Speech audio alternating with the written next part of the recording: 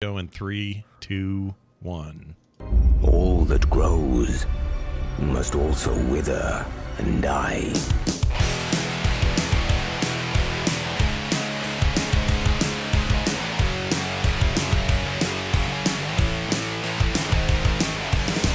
Hey, everybody. Welcome back to Core. We're going to talk about video games tonight with me, Scott Johnson, Bo Schwartz, and John Jagger, and we're glad you're all here with us. We're a day later than usual. Yeah, Robert. Do I still have that? I do. That reminds me. I saw that game Sekiro's on sale for like $25 or something on Steam. You gonna grab that, Bo, and dip your big toe into a little more Souls-likeness? So many games to play, dude. I'm like overwhelmed. I just don't have time for it. I'm in the same boat. In fact, things got weird this week game-wise for me. Got real weird. Actually, it looks like it got weird for all of us. Yeah, you're not alone, Scott. I think that's going to be the story of the week for all of us. Yeah, there's some strange stuff in here. We'll get to all of that and more. But first, these headlines. All right, so a few things going on. I want to get right into this one. Mass Effect Legendary Edition will be a free download, plus 30 other games, all part of Amazon Prime's Prime Day stuff in July. I was excited about that and also a little irritated because I already own that game.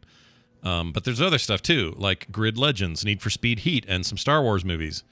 Or Star Wars games, not movies. They're not putting any movies in there. Let's just call them movies. Yeah, it's the same way as like, are you going to play on your Nintendo tapes?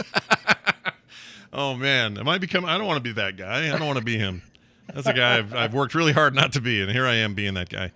Anyway, they got a whole bunch of these. This will happen on July, and let me pull up the dates. July 12th and 13th, right? Yeah.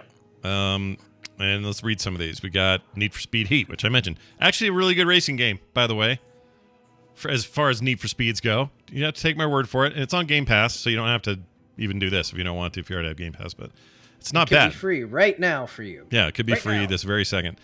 Also, classic Star Wars Jedi Knight, Jedi Academy, Jedi Knight 2, Outcast, and Star Wars Republic Commando. All three of those are some of my favorite Star Wars games. Right, they're good games. 1, 2, 3. Yeah, those are great. They're old. Phenomenal. Yeah, they're a little old. They don't, Republic Commando, I'm not sure looks. I have the remastered version, and it doesn't look that great. It looks okay. Yeah, that game I feel like deserves a refresh. That was one of the most unique Star Wars games I'd ever played. Yeah, it was a really good cool first-person shooter with like a tactical element that was really well integrated into the game. But yeah, it's old. It's better. Is definitely old. I'm going to argue. I'll put this down in the argument pile that it's better than any prequel game ever made, and maybe better than any other Star Wars game of its era. So I think your Pod Racer fans might have an objection for you. Boo! That game sucks. Pod Racer. No, sucks. Episode 1 Racer was really good. Boo! It was legitimately. Yeah, that game was awesome. That was you did a good impression of the Pod Race of the actual I've racing. mentioned Menace like 18 times. I love that part. Yeah. So was Jedi Starfighter. Jedi Starfighter was very good. Yeah. The Star Wars game that was basically just Age of Empires with Star Wars ships in it. That was very good. But was that a prequel one or no? It had prequels. You could be Gungans. Like Gungans was literally But you could be everything in that. You could choose to be like later era Empire, and let you do everything, which is fine. That's good. I'm glad they did do that, but I don't know if I'd call it a prequel game. I'd just say it had prequel stuff in it. Like if you're talking games that were like right in that era, like that stuff was happening in the prequel era is happening in these games. Republic Commando and maybe Pod Racer. Episode 1 Pod Racer, maybe. Yeah, I mean, I'd put Republic Lego Commando above Episode 1 Racer personally, but I do love Episode 1 Racer. I think that game is very good. And Bo makes a good point. The Lego games. Yeah, the Lego games are good. I'll give you that. Prequel era Lego games are all right. They might be of the older Star Wars Lego games, I think those are actually my favorite. They played better, is what I'm trying to say. I'm not saying their source material was very good. I'm just saying they played fine. There's more on this list. How about this here? 25 indie titles also in the run-up to those dates. Standouts include SNK's arcade classics Fatal Fury Special, Metal Slug 2, amazing game, Samurai Showdown 2, also very good, and a couple of King of Fighters games. Also the cult platformer Gianna Sisters, Twisted Dreams, and color manipulated puzzle adventure Hue will be on there. Hugh. Yeah. He's not just a Borg now. No, Hue is no He's longer. now a color manipulating puzzle adventure. When is Metal Slug Tactics coming out? This just reminded me. Yeah, that was supposed to be this year. Because I want that game still, even though I've heard nothing but an initial trailer for it. Well, let's see. Steam's listing says TBA. So if anything else here, Metal Slug Tactics. 2022 is still listed generally on all the places I'm looking, but still not announced. We're a little late in the year. We're not that late. We're mid-year. But if this isn't talked about soon, I worry that we won't see it till next year. Look, if World of Warcraft can somehow get its expansion out this year, they can get out Metal Slug Tactics. That's what I believe. Yeah. Oh, yeah, that happened. They're 31st or something? No, they're saying by the 31st. By the 31st of December. Yeah. You think Lake Erie Studio, published by Dotemu, has Diablo Immortal kind of money? I don't know. No, but I think they have access to a lot of assets that already exist. I think they can do it. That's a good point. Yep, they do have a lot of money, or a lot of. Everything I see in the trailers for this, it's all animated like Metal Slug, like fancy. There's a lot of cartoon stuff. I guess they got to animate that. I don't know. That's true. I don't know. We'll see. I want that game pretty bad too. I'm excited about it. I just wish it was out, but that's not yet. But if you want Mass Effect and the pretty good Legendary Edition with all 3 games remastered is pretty good. I liked it a lot. Although I didn't finish 3. Once again, just like the old time when I played it on the 360, I started 3 and didn't finish it. Just like the old times. I don't know Did what you that actually says. play through 1 though? This time, this go around? Played and beat 1, yeah, for the first time.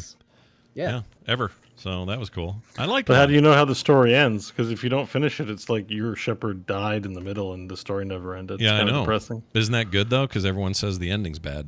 So is it better I have my Yeah, own ending? ending's not fixed bad. it. They fixed it. Did they? The ending's not bad. Yeah. Let's not get too I deep agree with into it. Bo. Expectations were high, and it actually wasn't that bad. Gonna Even in originally. Agree with Bo. Bo's right. It's not that bad. Unless No. you do want to get into it, I'm sure we can. No, you're all good. We've had. I think we. I'm just saying. There's an exit sign. I see about 30 minutes over here. If you want to, break it, if you want to break take it at the the hot off-ramp. dogs and cook some wieners, then let's do it. I'm just the sign before the hot dogs show up. Well, it's a good deal though. So if you have So Prime, you should finish it. I should mention if you don't have Amazon Prime, you don't get any of these games. So that's an important point of this whole thing. If you have Amazon Prime, you're a regular subscriber to the service. For whatever reason you might be, then you get all these games for free. And I assume, well, some of these are, they're all digital codes, I hope, right? Let's see. Doesn't say. I shouldn't assume anything. These might be Steam codes. They might not be. I don't know. Like, is it the same place you get your free games when Twitch does it? Because it's the same company, right? Yeah, Twitch but does the free Twitch games drops all are. the time, It's right? It's Prime Gaming, Yeah. whatever that is. So yeah, it's part of their, not their streaming thing, but they have a whole Prime Gaming like effort going on over there. And when they do free stuff, it's always been like sign into Amazon and get some codes. But I don't think they're like.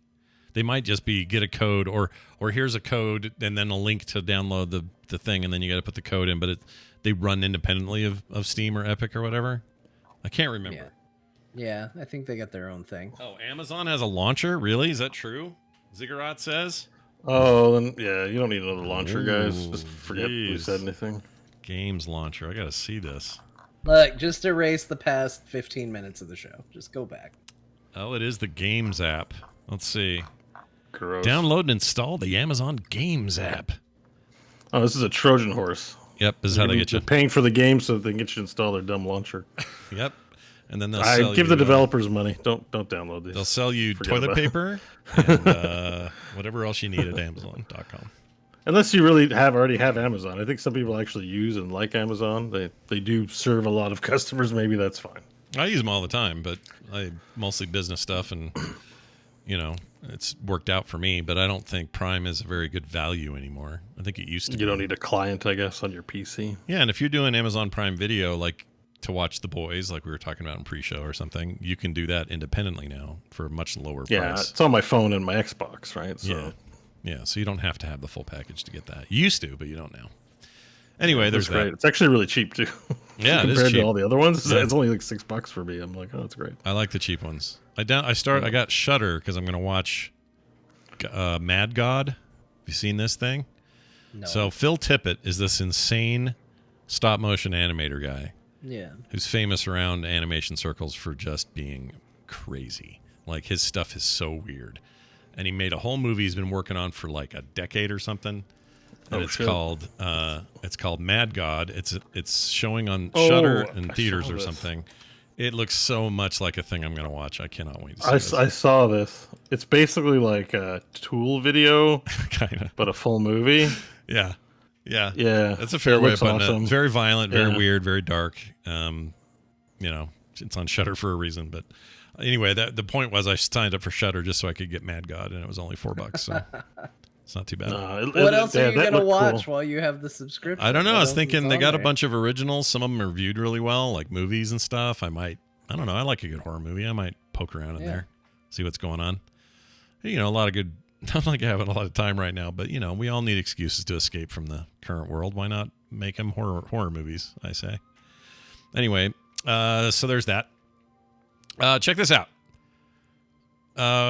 Marketing data from Newzoo reports gamers more likely to view brands positively than non-gamers.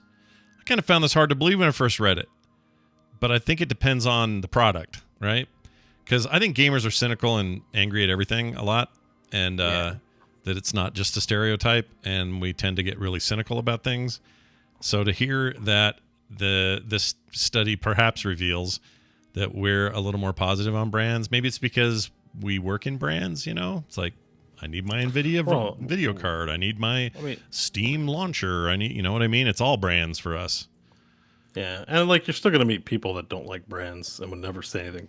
Like it's not like 30% of the time you're not a brand person and 75% you are. It's just out of a population for marketing purposes. How effective is brand marketing towards gamers? And it seems that it's a better market for branding than other markets. So here's an example.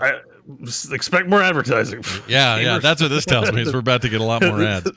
That's kind of the deal. Because apparently, out of all of us, we're a lot more susceptible to looking at pawn brands favorably.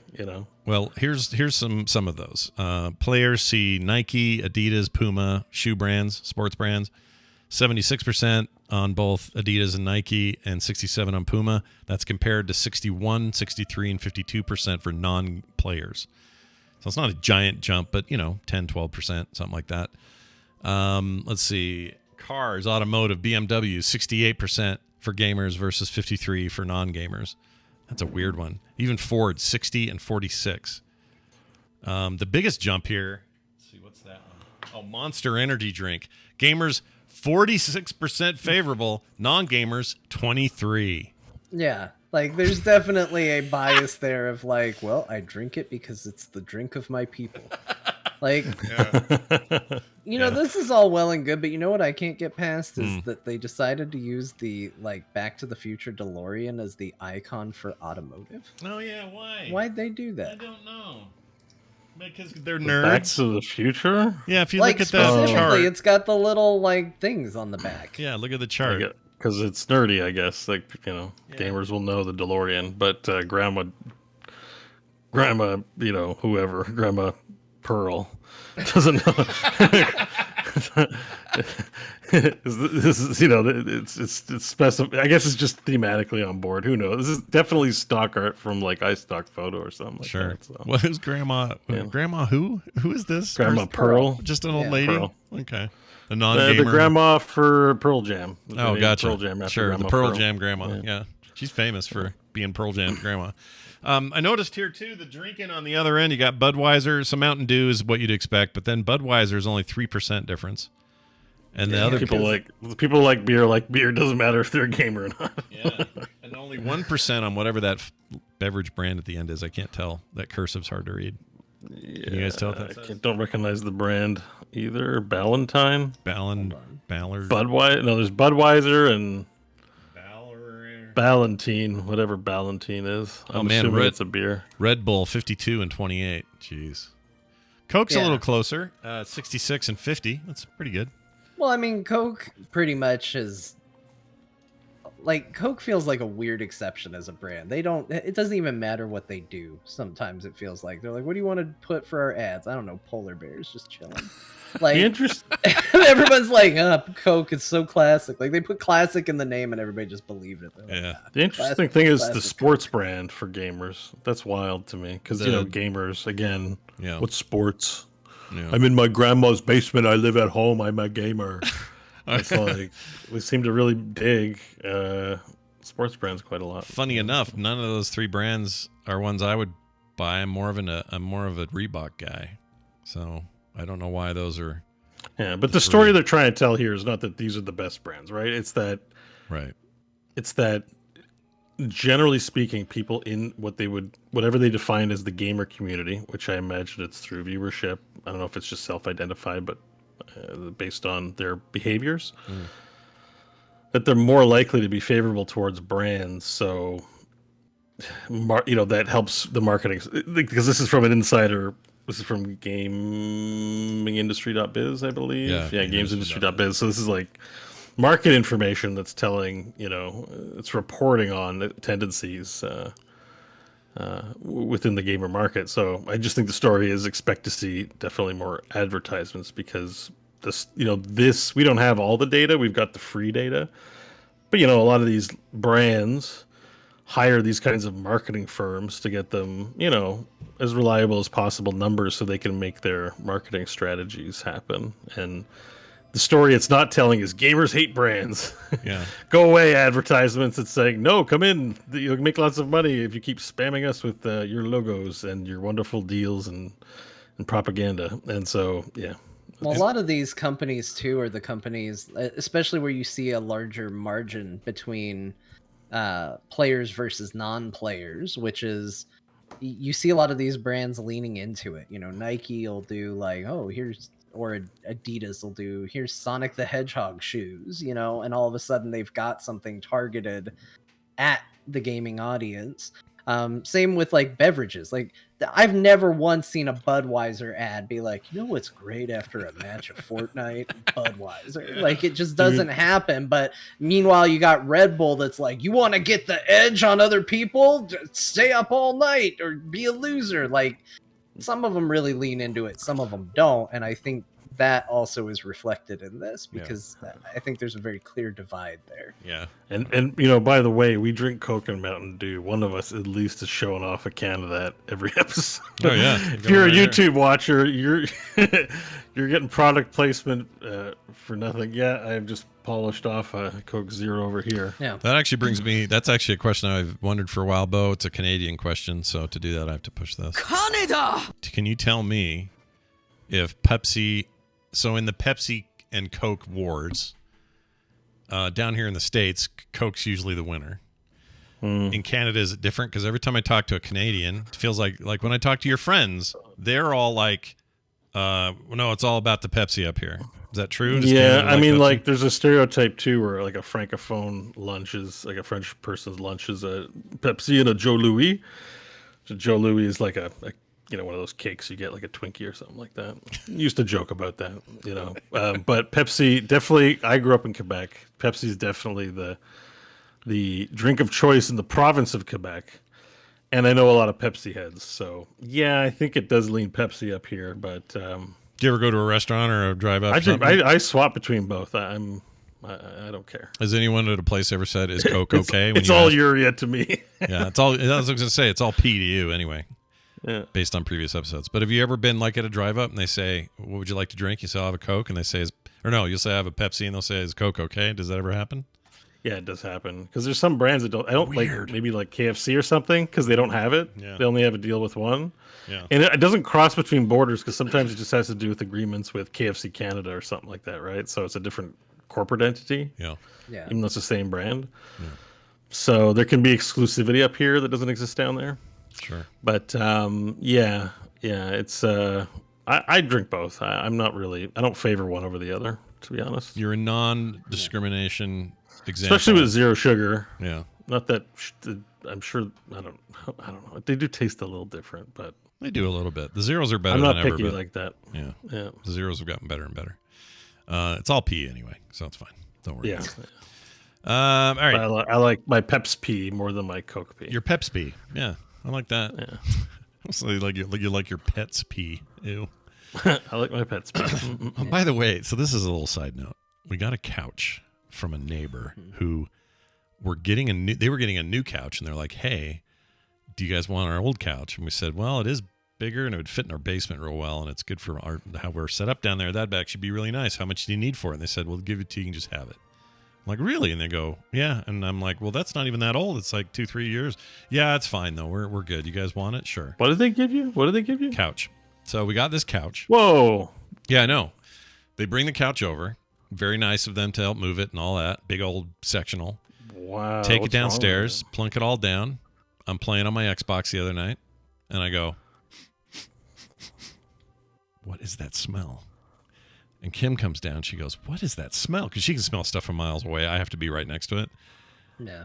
Freaking their dog peed on the cushion things that you put your head on, like that you lean on. Yeah. Oh. Yeah. So now we got to figure out how to get that out of there, and it's fine. It's still a free But couch. they didn't give it away for that reason, right? I don't know. It's a probably little not. sus. They're just like, we don't want to throw it out, but we don't want to keep it. It stinks. We don't know what happened. They don't know how to clean pee off of a couch. That's what I'm saying. They were so quick to say don't pay for it. I mean, they're extremely nice people. We consider them friends. Oh and yeah, we like them and they're please awesome. take but- our please. We don't want to throw it out and feel guilty, and we don't want to clean it. Please take this couch and stink up your house with it. Yeah. So Kim's doing each cover individually. Super We're nice. taking them off, cleaning them out, seeing what we can do. But apparently their little dog peed on the top of these things. Pee's not that bad. It's when it's sex couch, like chat rooms mentioning, like that's what I'd start to worry. Like Oh. what depravity happened on the couch? That Well, I you're don't even want giving to it think away? of that. That's no good. I don't want that. That's Yeah. bad. Well, some people, everyone thinks of couches differently. Some people, couch is a sacred place to sit and watch TV, and for some people, it's It's wieners out. it's a brothel. Yeah. Wow. We're going straight to some services. Speaking Robert. on behalf of what a friend told me. Sure. Uh-huh. Yeah. Someone in the brothel industry. Yeah, no personal It's experience. I reportedly. understand that maybe people have sex on couches. But not whole brothels where they That's run like what a I've I heard. have heard. I've I've heard heard that this happens. I've heard of one. Mostly it's waiting for pizza in the kitchen is what I've heard. That's how that. That's another place. Mhm. That's another place.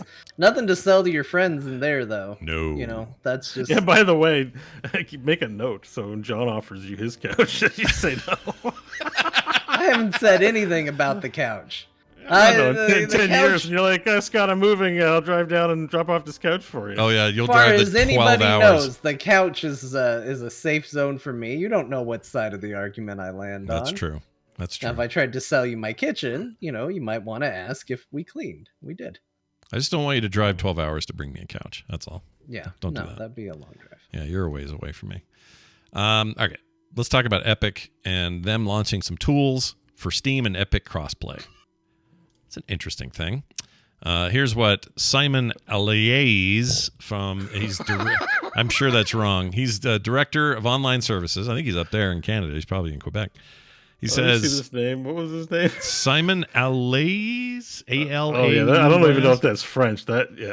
Alice. Alice? Sure. A-E is so Alice. Oh, okay. Well, there you go. Alice, actually, I think. He says crossplay gives all friends the opportunity to come together and create fond memories across interactive experiences.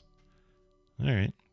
Anyway, they made some tools and they All right. Thanks, Simon. the tool itself, I think this is just for devs to use so that their games when on either platform will be operable with each other and not. No, I got some experience with this. Oh, well tell me more. Because TMNT Shredder's Revenge, which we'll talk about later, uses this crossplay.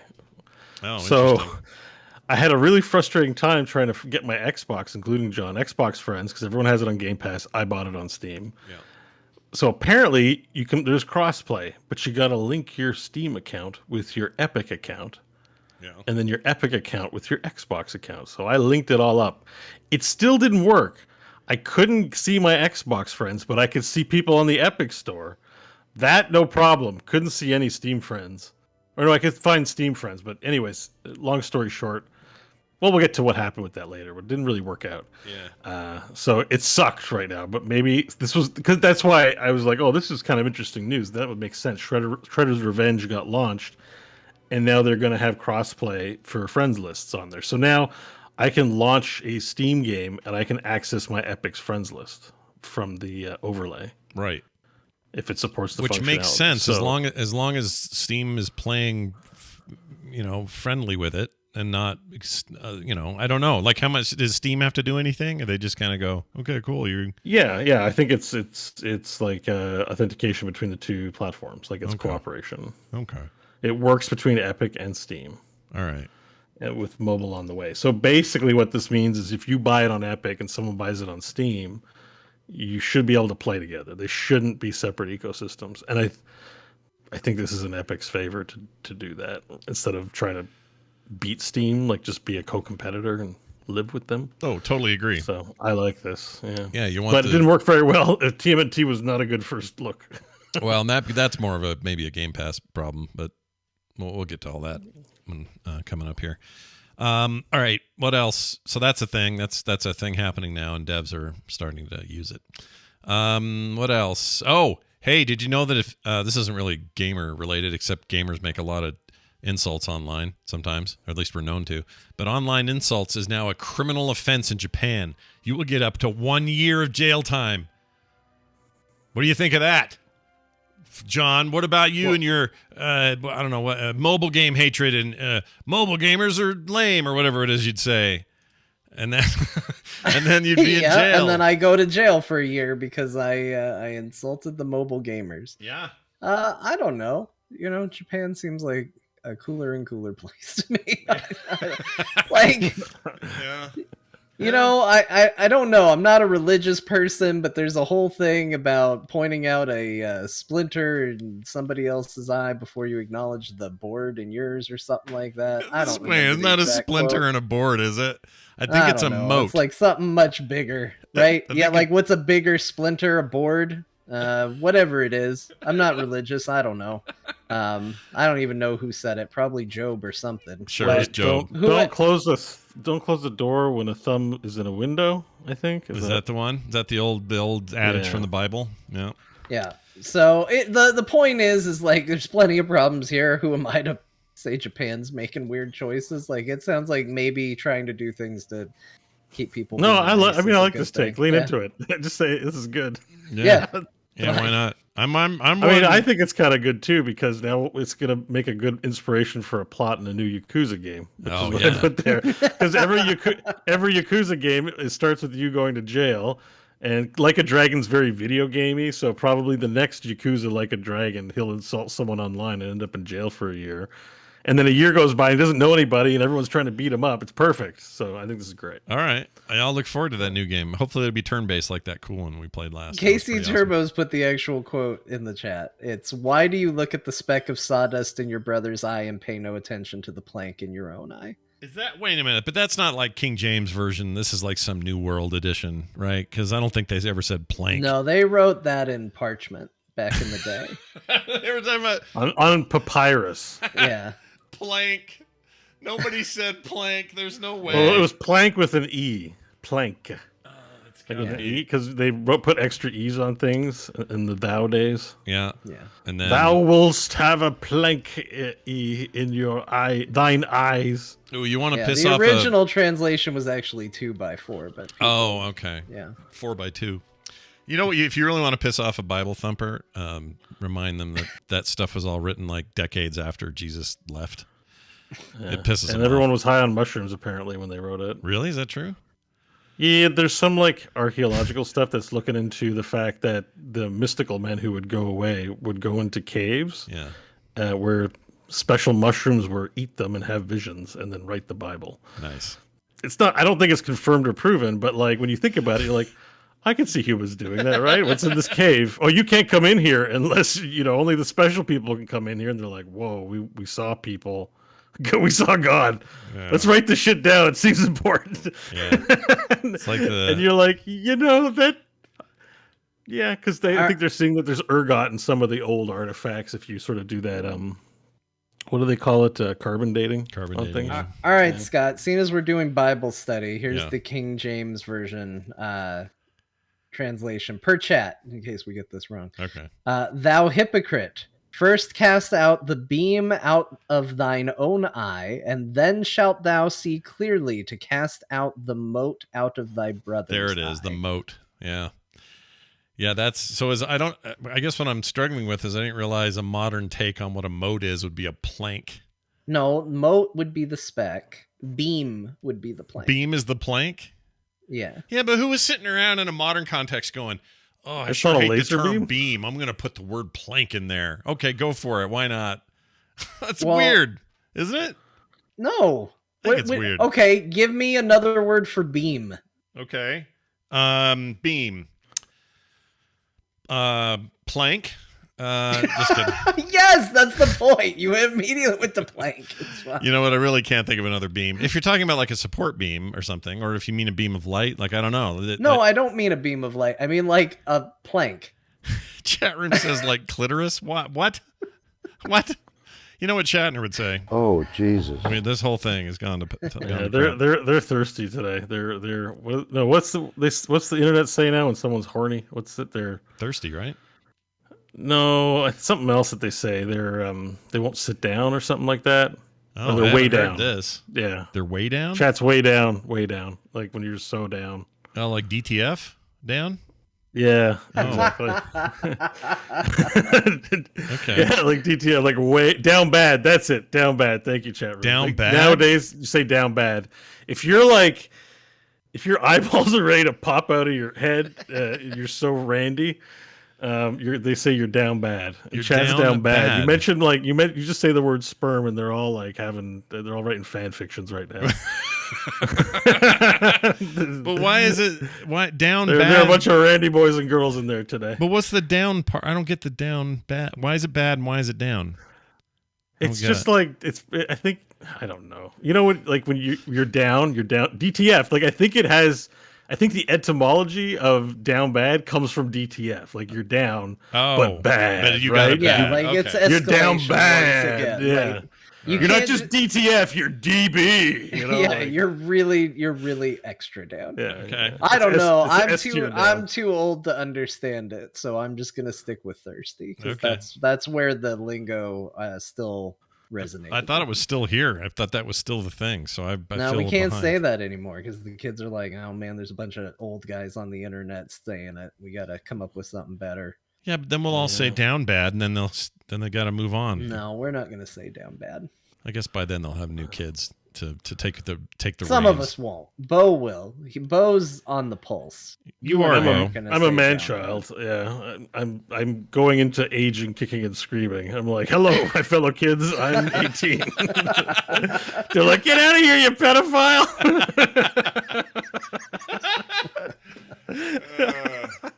All right. Well, I learned something today. I'm happy to report, everybody. Chat's down bad. There's this other interesting report about how I guess making VR games sucks.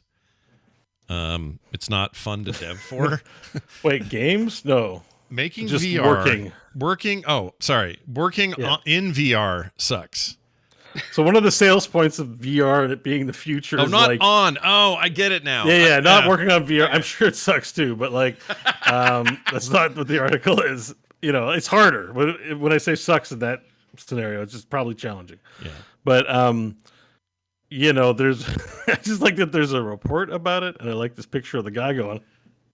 Yeah, there's a lot of desktop applications you can use in VR, right? Have you used any of these? When I in your have a headset little where bit, You're like, yeah. I can't You're stand like, them. oh, sweet! I can work in VR. I can move my screens around. I can do things.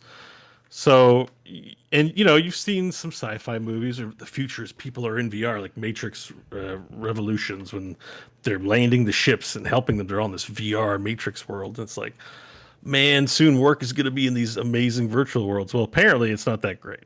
It's stressful. I agree. The one I always think of is in Jurassic Park during their little like tour where they see how dinosaurs were made. You got the guy that's got like the COVID spit shield on his face, and that's supposed to be a VR headset, and then he's got like 2 just big gloves on his hands, and he's just going. And they talk about it being in VR, and that's what he's doing, and there's nothing VR about what he's doing. It's great. Somebody cap that GIF. Yeah, if you're doing this, please. Give Give John fondling a nice fondling. I'll just end the sentence. Yeah, just put John fondling. Yes. There you go. Done.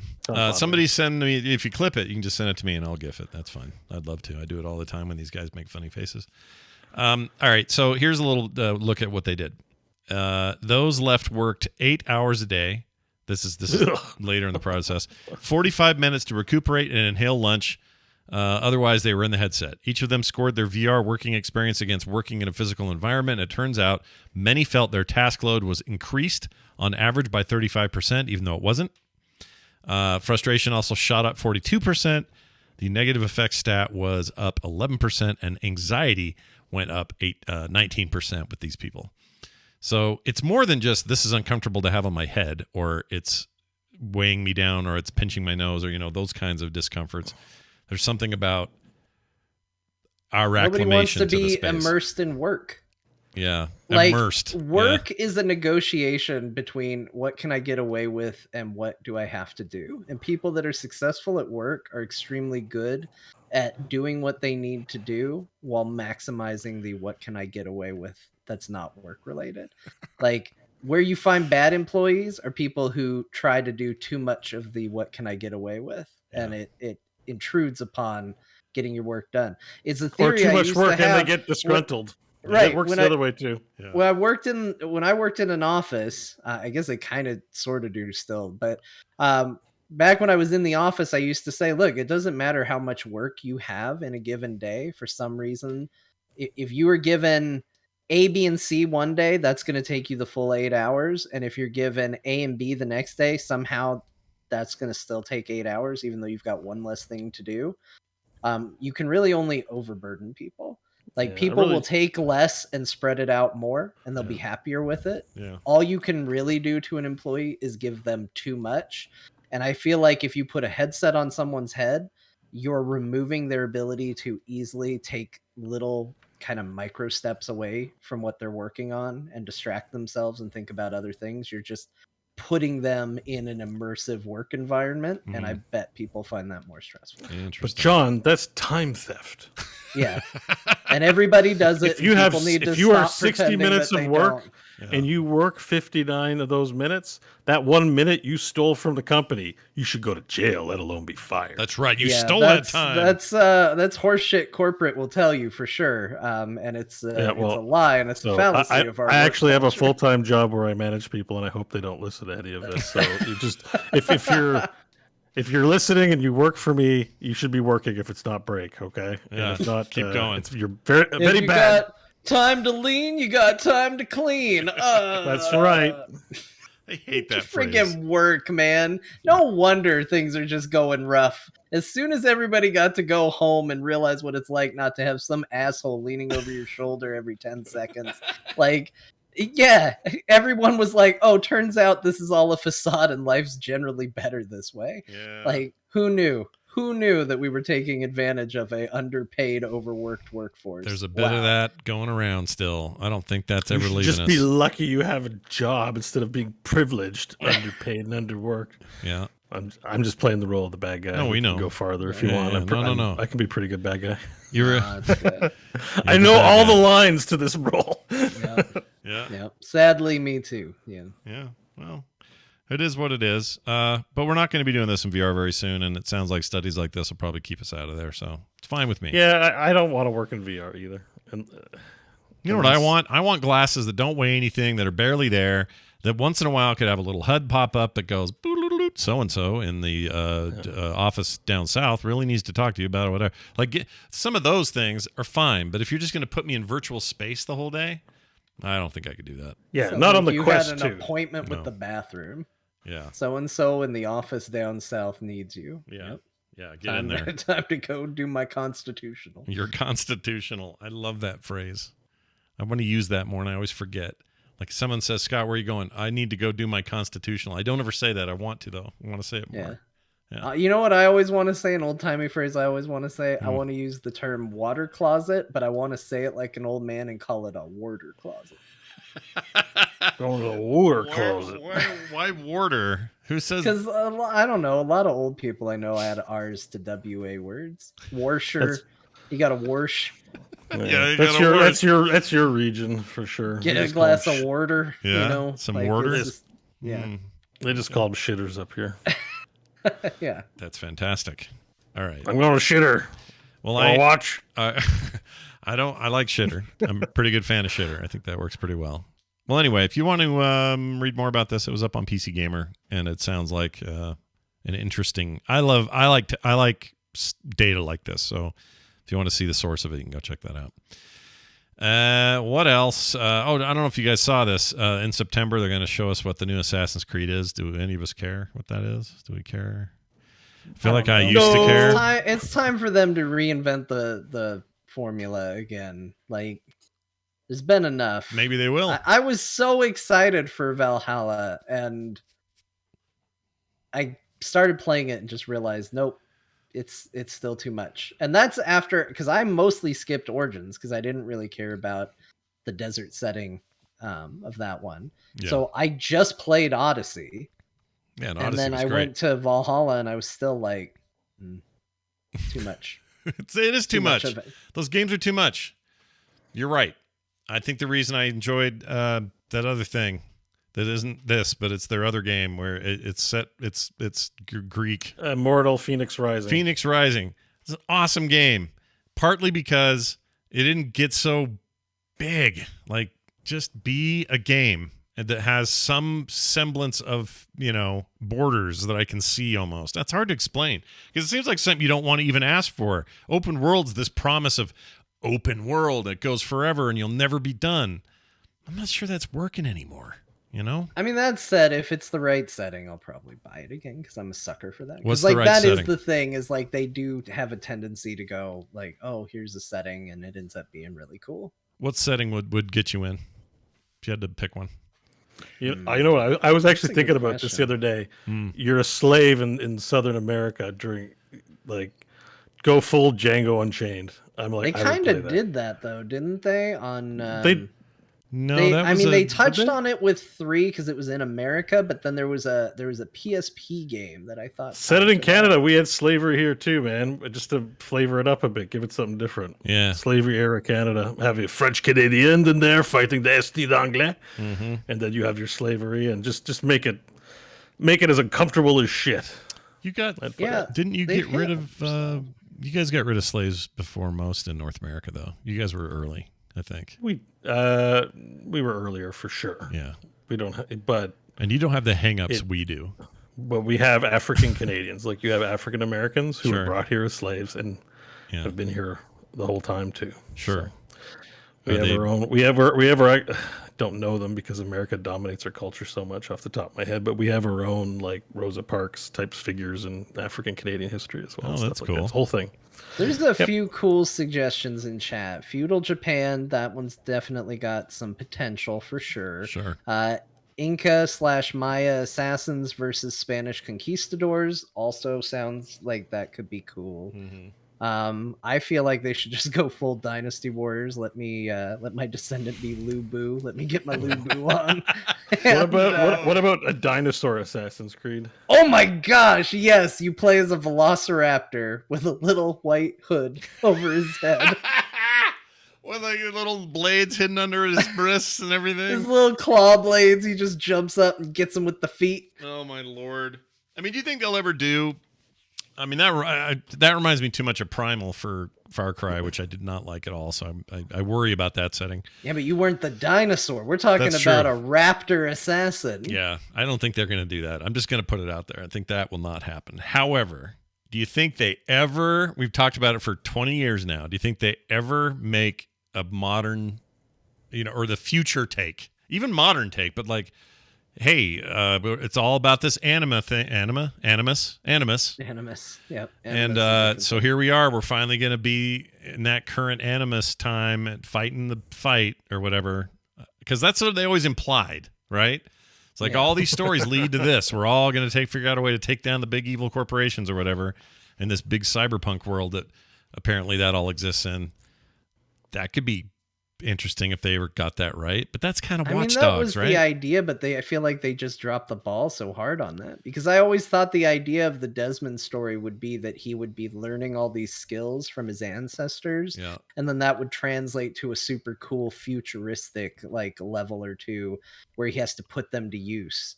And like I can't over like almost like a Metroidvania, except instead of just like clicking the orb and getting a new ability, you adventure into the past. Yeah. To get the thing you need to progress further. Like I thought that's the direction it was going, and then they killed Desmond in 3, and he's like, that story's done. So I don't know. Like they could do it.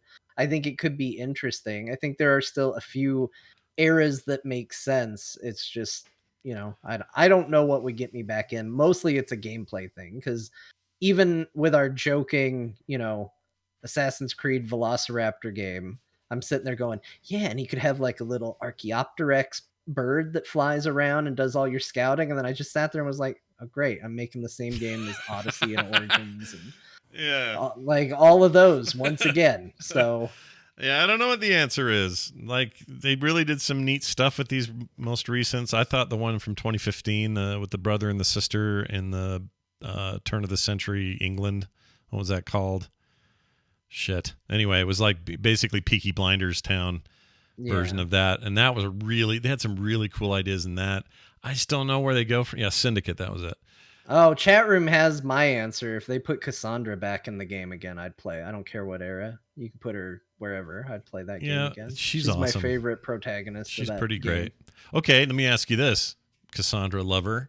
What if they teleported her to the modern time? Then how would that feel? That's fine. She was in the modern times. Oh, that's She's true. Been in the game in modern times, That's although true. she died. But like, it didn't go well. Yeah, she was there. She could literally be the hero of every Assassin's Creed for the most part. She is great. Unless they went further back. She's pretty effing great.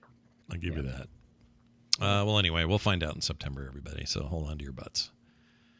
Crypto miners have unloaded used GPUs, and prices are coming down. In fact, I saw a bunch for under MSRP, which I don't think anybody predicted. But because crypto market took a big giant dump, and also how you mine Bitcoin or cryptocurrencies in general is changing, you're more likely now to finally snag that 3080 you were trying to get or whatever.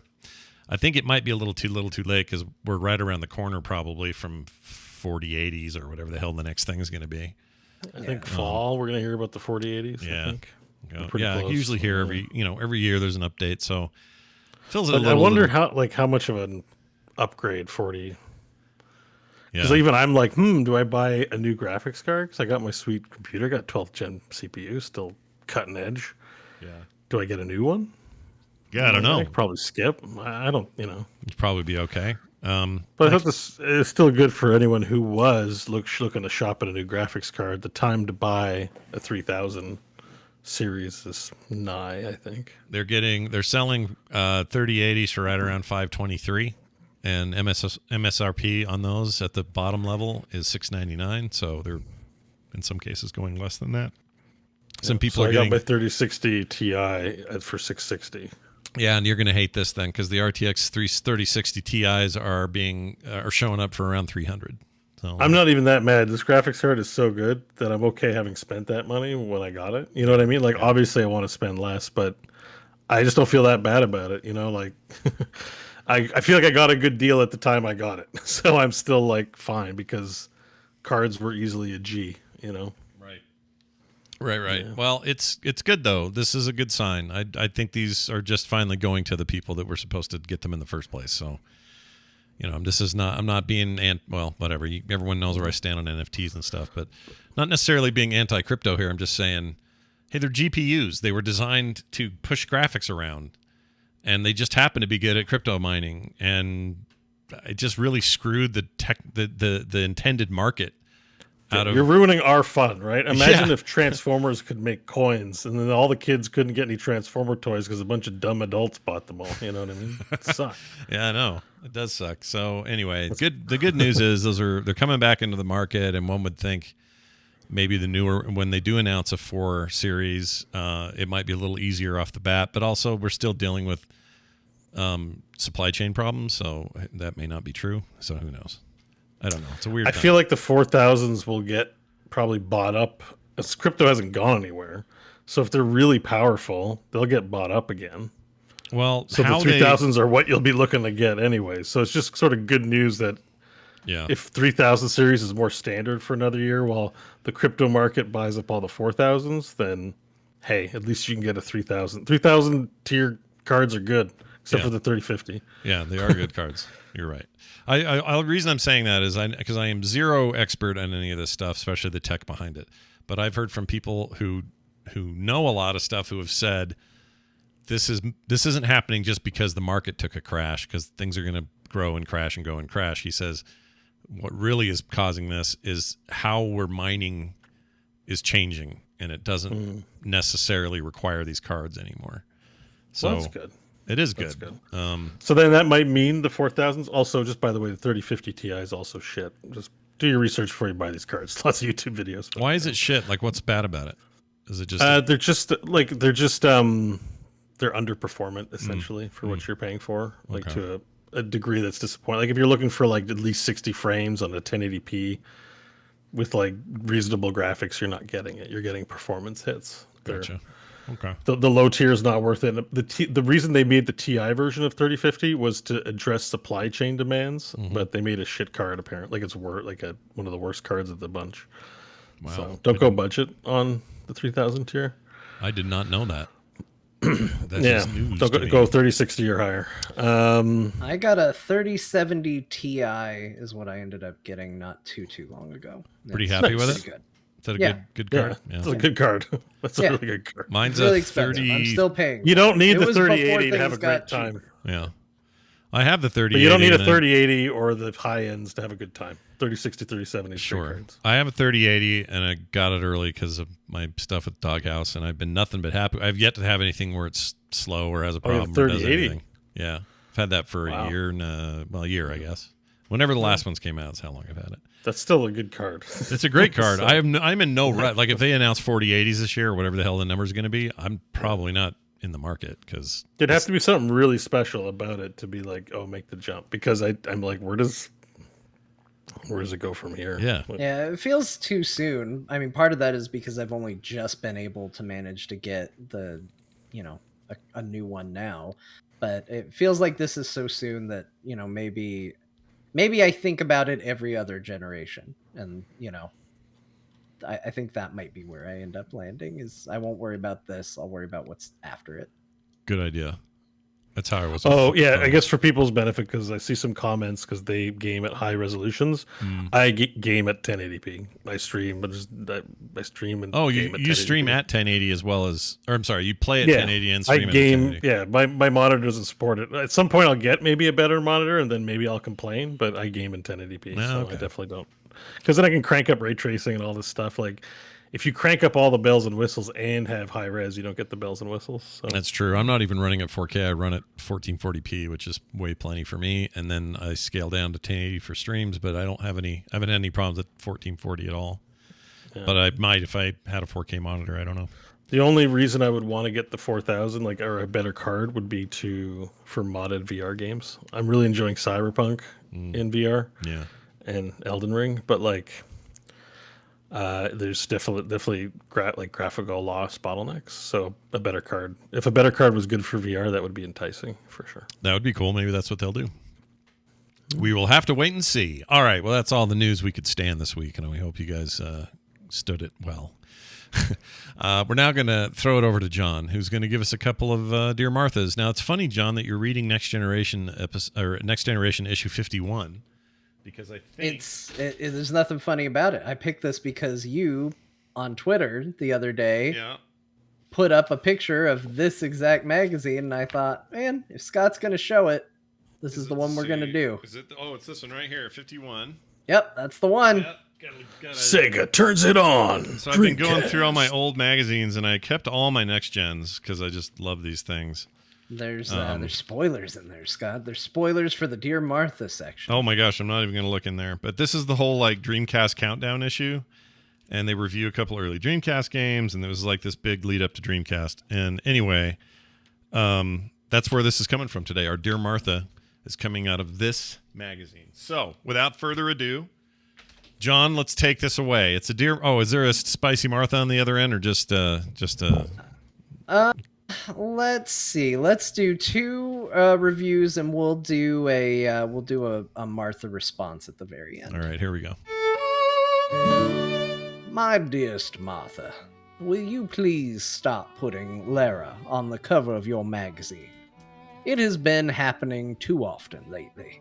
You game magazine editors really need to get a life. Tomb Raider 1, 2, and 3 are pretty bad games. The control is horrible compared to other 3D games, Mario 64, Crash, Zelda, etc. If the main character weren't a chick, you probably wouldn't even care about these games. All I am saying is that if you really need to put a girl on the cover, put someone more deserving. Cammy, Claire Redfield, Sarah Bryant, Eris, Tifa, someone from Final Fantasy VIII, or any Square game. Whoever the hell they are. Please put a stop to Lara. She looks like a monkey anyway. Yours in this life and the next, Corby. Wait a minute. He says Lara. He's talking about Lara Croft, right? Yeah, Okay. She looked like a monkey? that's what they said. What the frick? That's All what right. they said, that's what they published. That's what they published. All right. I mean, it wasn't anti-woman, right? He's just like, yo, there's other women if you want to feature female game characters. I guess right? so. That's a weird thing to get hung up on, though, for somebody, you know? He Right- doesn't like Tomb Raider. The controls are bad. Well, And, yeah, but you know, writing in going, you should have other women on the front of your... I don't know. That's weird. That person's weird. I'm just going to go ahead and put it out there, and I'll bet they're still weird if I met him today. All right, some 20 years on. Let's play your second one, John. Here you go. Enjoy. My dearest Martha, can you guys please take the idiot that wrote the article on Darkstone in Next Generation 15 out and shoot him, please? Jeez. They published this. Everyone knows that Diablo was by Blizzard, the gods of PC gaming, and not by the losers that can't make a fun game if their immortal souls depended on it at Westwood. Immortal Diablo and Immortal reference in the same list. This guy was foreshadowing. Please correct the error and kill the one responsible to show that this type of slander will not be tolerated by Next Generation. Yours in this life and the next, Timothy D. Man, you guys think all the dicks are now. They existed then. They just... this guy would be banned off Twitter in like a day or two. Yeah, it's like I a think. freaking actual kind of a threat, I guess. All right. Martha responds. Okay, and let's hear it. it's maybe Let's not hear as spicy Martha as you might expect. All right, well, but let's the hear it. We agree. response. Let's hear what Martha has to say. My dearest Timothy D, thanks for the correction. While we were able to find some bullets, no one at Next Generation actually owns a gun. So rather than shoot the editor in question, we drove in the bullets in manually with a ball-peen hammer. We hope this was acceptable. Yours forever, Martha. That's pretty good. Pretty good answer. I tried to find the letter, but I couldn't find it. Instead, I found a review for Heretic. The Heretic letter 2. section's near the back. Oh, it's is it? very Okay. yellow, and there's a picture of Lara Croft. in it. Diablo, the gods of gaming and their immortal man. reputation. They have a review in here. I wonder if that guy's around right now and he's like crying into his pile of Next Generation gaming magazines, going like, "How the mighty have fallen!" No kidding, man. There's a Page whole... 106, Scott. As Okay, a matter of fact, I 106. can even tell you that. Hold on, let me see if I can find it. Just for fun. Okay, here it is. Oh, yeah, here it is. All this yellow stuff in the back. Yep. Oh, man. I gotta read this. There's a whole thing on remember Tribes? Star Siege Tribes? There's a whole strategy guide on Tribes. That's I pretty love cool. Tribes. Tribes was great. Yeah, I remember when you couldn't get your information from YouTube and a million other places, and thus the magazine was this holy place of information that you couldn't get anywhere else. Yeah. Screenshots of Doom 3. Oh my These were great too because they had this amazing cover material. The pages felt like they were fancier than most magazines. Yeah, they took the time. They knew it was special if you were reading it because they had the exclusive images. And, Yep. They also have like this magazine is one of those that like definitely was like, we have an image, it's not necessarily a professional one, so you get a little more snark in their content. So for example, I'm looking at their Star Wars Rogue Squadron review and it starts off this way. Let's get this out of the way first. There's also a PC version of this game, and frankly, it's awful. Like Okay. you know, it might not be for everyone. Like that's definitely, you know, a version of writing. But yeah, they had a little more edge to what they were doing, it feels like. Yeah. magazines are the Twitter of the paper world. Kind of. The whole reason I started even reading these old magazines though was just to see the old advertisements for stuff, because old video game advertisements are the weirdest things. Oh, in they're world. the best. I love them. And then while I was doing that, while I was on the quest for stupid video game ads, I started reading the letters section and was like, oh my gosh, nothing has changed. No, nothing has changed. They're just not letters, the magazines anymore, but everybody's still saying the same shit. Yeah. I think that magazine ads and just, I don't know, that whole vibe of back then, we all look back on it with these rose-colored glasses or whatever, but if you really dig down, like the anti-Sony or the pro-Sega or the whatever, all these kind of fights and arguments you'd see in those things, it's not different than what we do today. Today, just everybody has an equal platform for it. Back then, you either had the gumption to write Next Generation and they would print it, and you got lucky because they did, and maybe replied to you. Like, it doesn't work that way now. It's very different. Oh, man, some of these ads, you're so right about how bad. There's one of these where it's a tennis game, and if I can find it, it's like a serious sports tennis title, and the girl on the front is a tennis girl with her back to the camera, scratching her butt, and she's not wearing any panties. It's just her bum. And Awesome. yeah, they're just talking straight to the wieners of the gamers that are going to buy that game. Like, they're not. There's no Gamers like brands, we hear.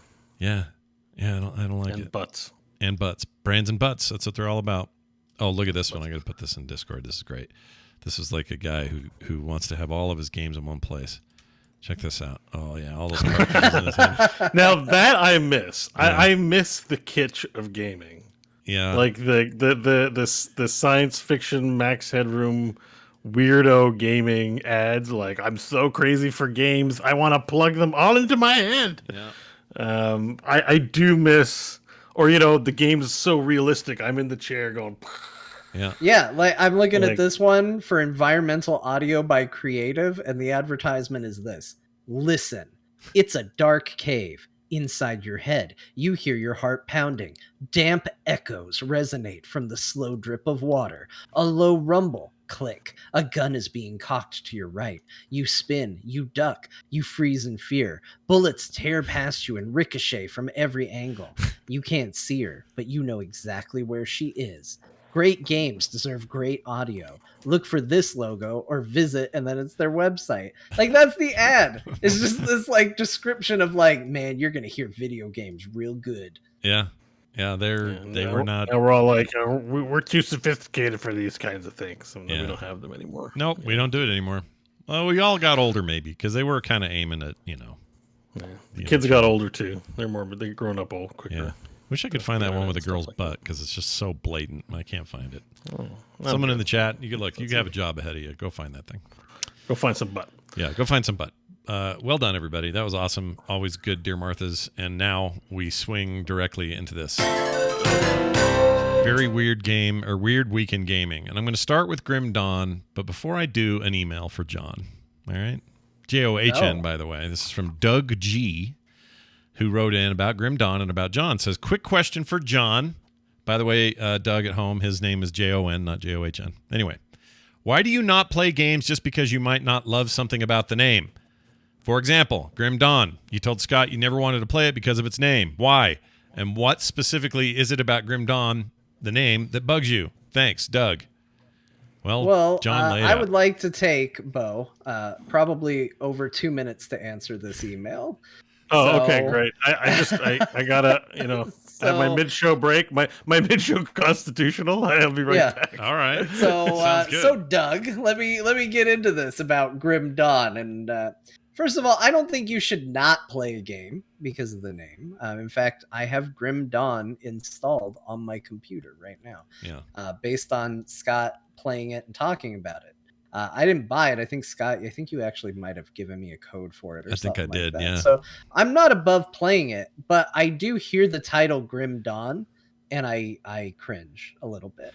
What And is it? it's What is it just- about it? What's the name or why is it that name bug you? It's just a name that, like, we called our name Edgy Darkness. We named our game Shadow McKill. Like, we named our game Totes My Goats. Like, it's so on the nose. Grim Dawn. It's too much. Yeah. And it doesn't sound cool together. It just sounds kind of lame and kind of cringy to me. Like, I hate to say cringy because that's like a big popular internet term of like, it's cringe, that's cringe. But it makes me feel that in my chest when I have to say I'm playing Grim Dawn right now. I just feel embarrassed for myself and the hobby. I understand. I think that's probably It's okay. not good. I think there are a It's lot of fine. games with stupid names that we'll play. Like, let me think here. What's a game I know you like but has a dumb name? Well, Final Fantasy's a dumb name. No, Yeah. it's I mean, it might have been, but it has transcended it. It has. So I guess here's what I would say. If you played Grim Dawn, I'll bet you would have that feeling of transcendence after you played it. No, you have to earn the transcendence. You can't just go, I like it, and therefore the name's good. Grim Dawn would have to become a successful franchise that stands the test of time. That's the trick? Like, okay. right now, it's a good game that has a weird name. If there ends up being a series of Grim Dawn games and it becomes synonymous with something of quality, then yes, it has transcended the test of time at that point. Well, what? Like, Okay. it's by no means a condemnation of the game. You're about to tell me about how good it is. I'm going to probably try playing it again because I don't think I've played it at all. I played the other one that has a horrible name. What's the other one with a really, really bad name? Oh, not Last Epoch. Not that. That's a no, bad name that too, name's fine. but I don't like that name. What is it? I don't know. I think it's named after a person. It was on. Hold on. I think you not the had it Victor last Vran week. game, is it? Victor Vran. Yes. That game kind of sucks. It's not the best. It's okay. It's not the worst. It's not the best. It's just kind of. But yeah, that Victor Vran. But Victor Vran's also kind of comedic. Like there's a whole pokey jokey thing going on in that game. Whereas Grim Dawn is pretty It's Diablo self serious.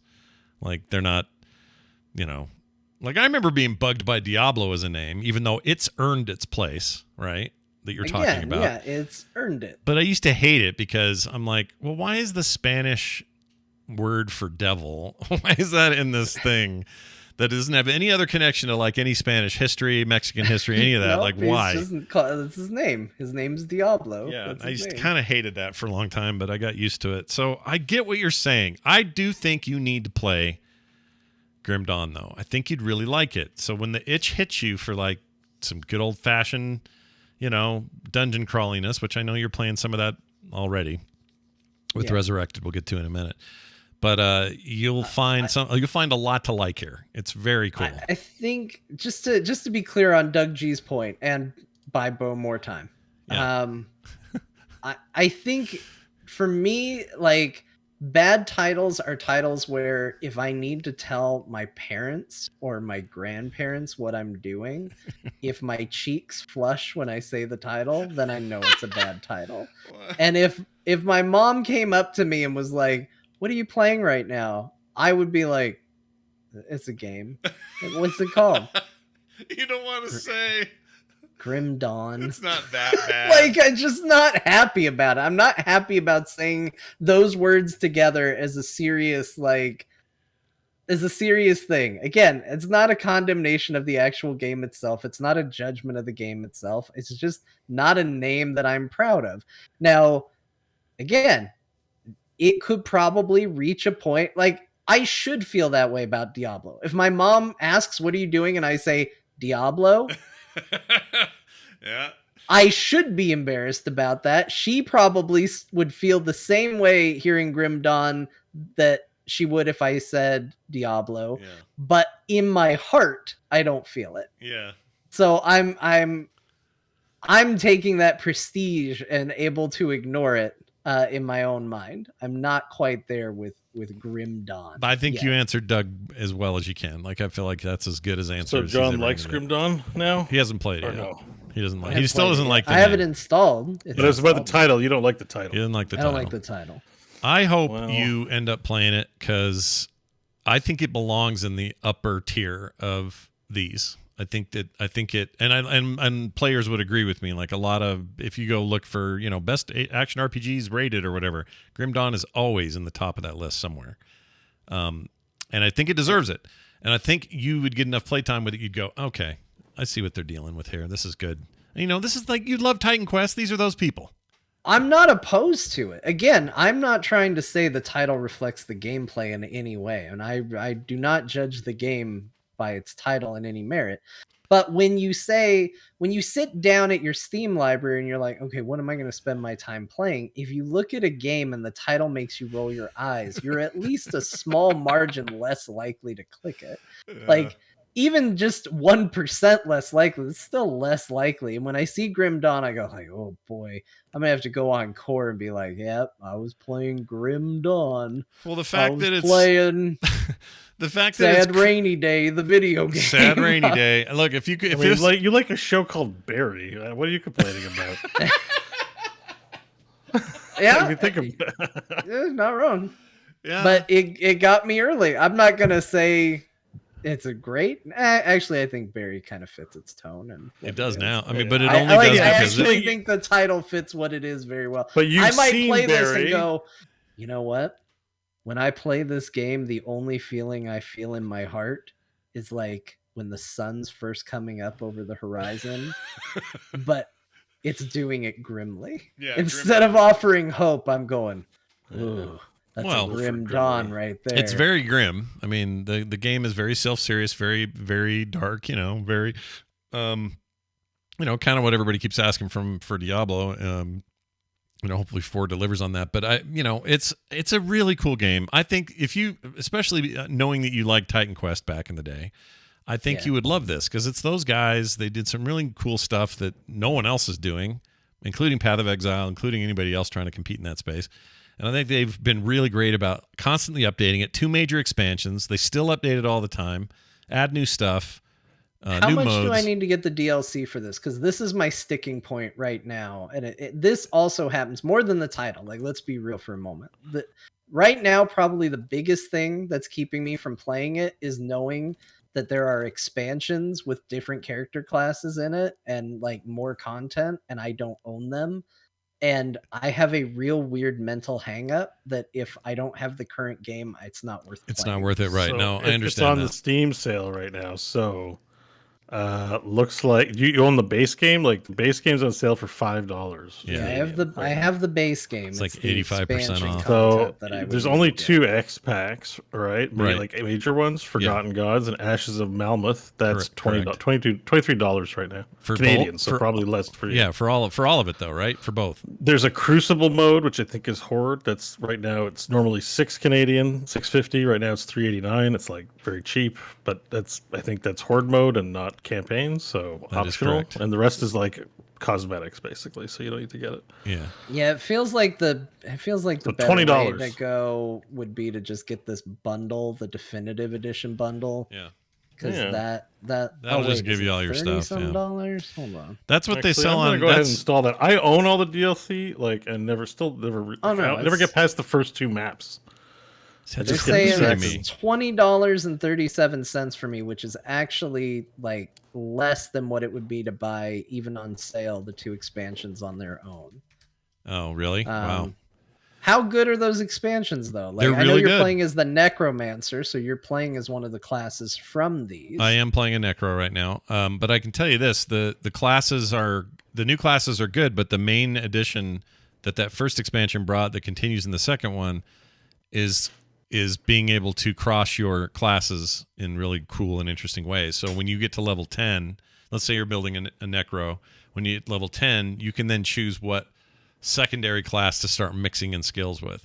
So you can say, oh, well, I really like the Nightblade because he does stealthy stuff, or he does, some backstabby stuff like you like. And that might help me because my playstyle leans this way. So I'm going to choose Nightblade as my secondary class mess around. And now you've got two classes that basically, what it ends up meaning is the game's got almost unlimited builds. Like you could just make almost anything that you'd ever want to make out of various builds of the game.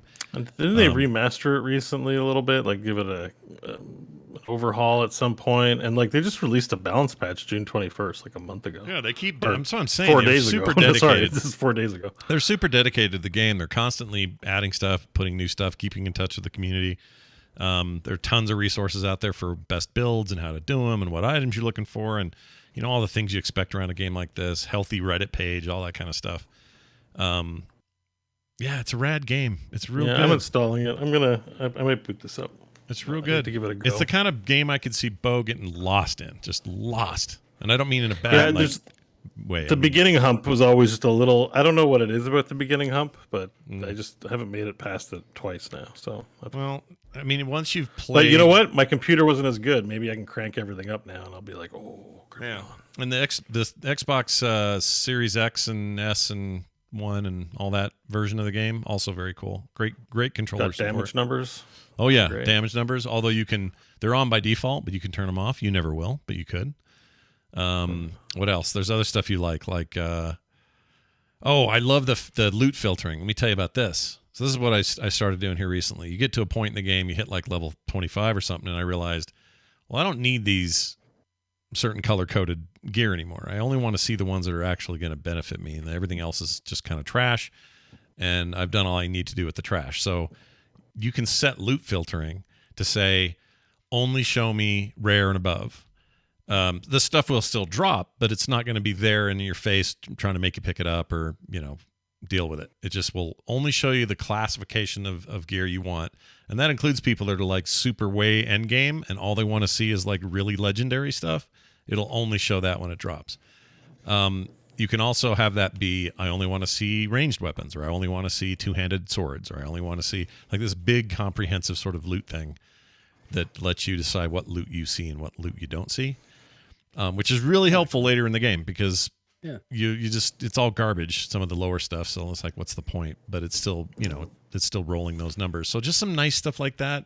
Does some things, I would, in terms of complexity, I would stick this somewhere between Diablo and Path of Exile. Path of Exile is ridiculously overly complicated in terms of its class structure stuff.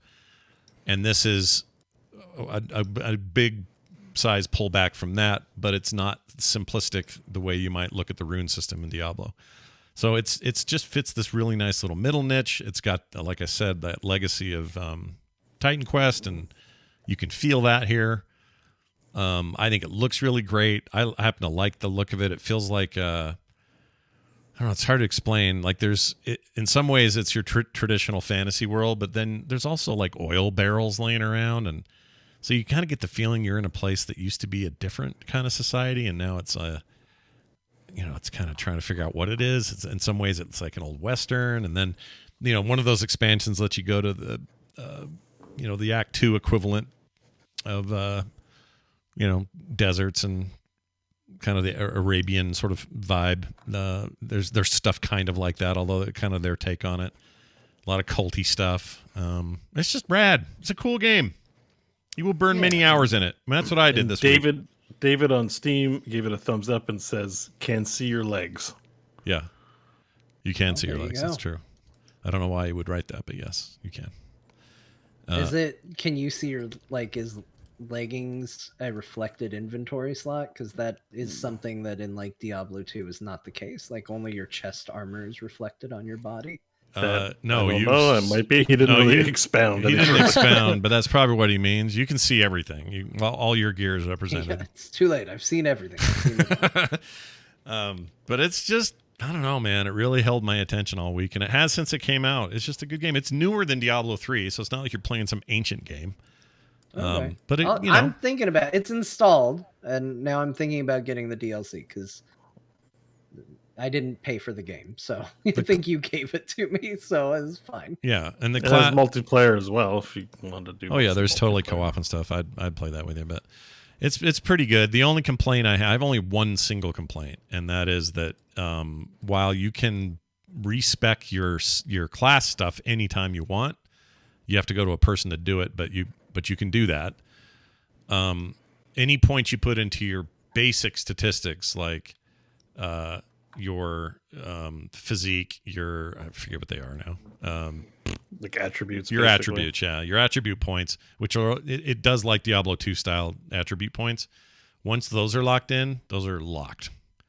I think there's a way to undo them once, but it's a rare item that you have to find in some dungeon. But some people really like that kind of idea of like, well, if I'm going to do it, I'm going to earn it, sort of thing. But that doesn't matter that much because you mostly build your character out the way you would play style any of these characters, and it's not like you're going to suddenly go, I'm done playing this huge brawler. I'm now going to play a little wimpy guy and I need more physique or whatever. It just doesn't do that. It's really cool. Game's rad. I like it. Yeah, this might be the antidote to things. I'm going to try and make some time for it. And I'm going to argue, even though it launched in really great shape, it's not unlike No Man's Sky. No Man's Sky, had a problem when they launched, but this launched in 2016, and these guys have stuck to it and updated it and cranked on it ever since. Like, this was not them make a game, put it out, and then abandon it. Like, they were serious about it, and you can tell. It's real good. Quality piece of work. And the map rotates, John. Ooh. Yeah, which can be confusing sometimes. Anyway. Well, when you want to see the Grim Dawn, you got to look to the... I also played, and this is where things get a little weird. I didn't expect to do this. One of my nephews got a copy of Diablo 2 Resurrected on his Xbox, and so I thought, hey, I'll play with my nephew a little bit, so I'm going to grab that too. So I did.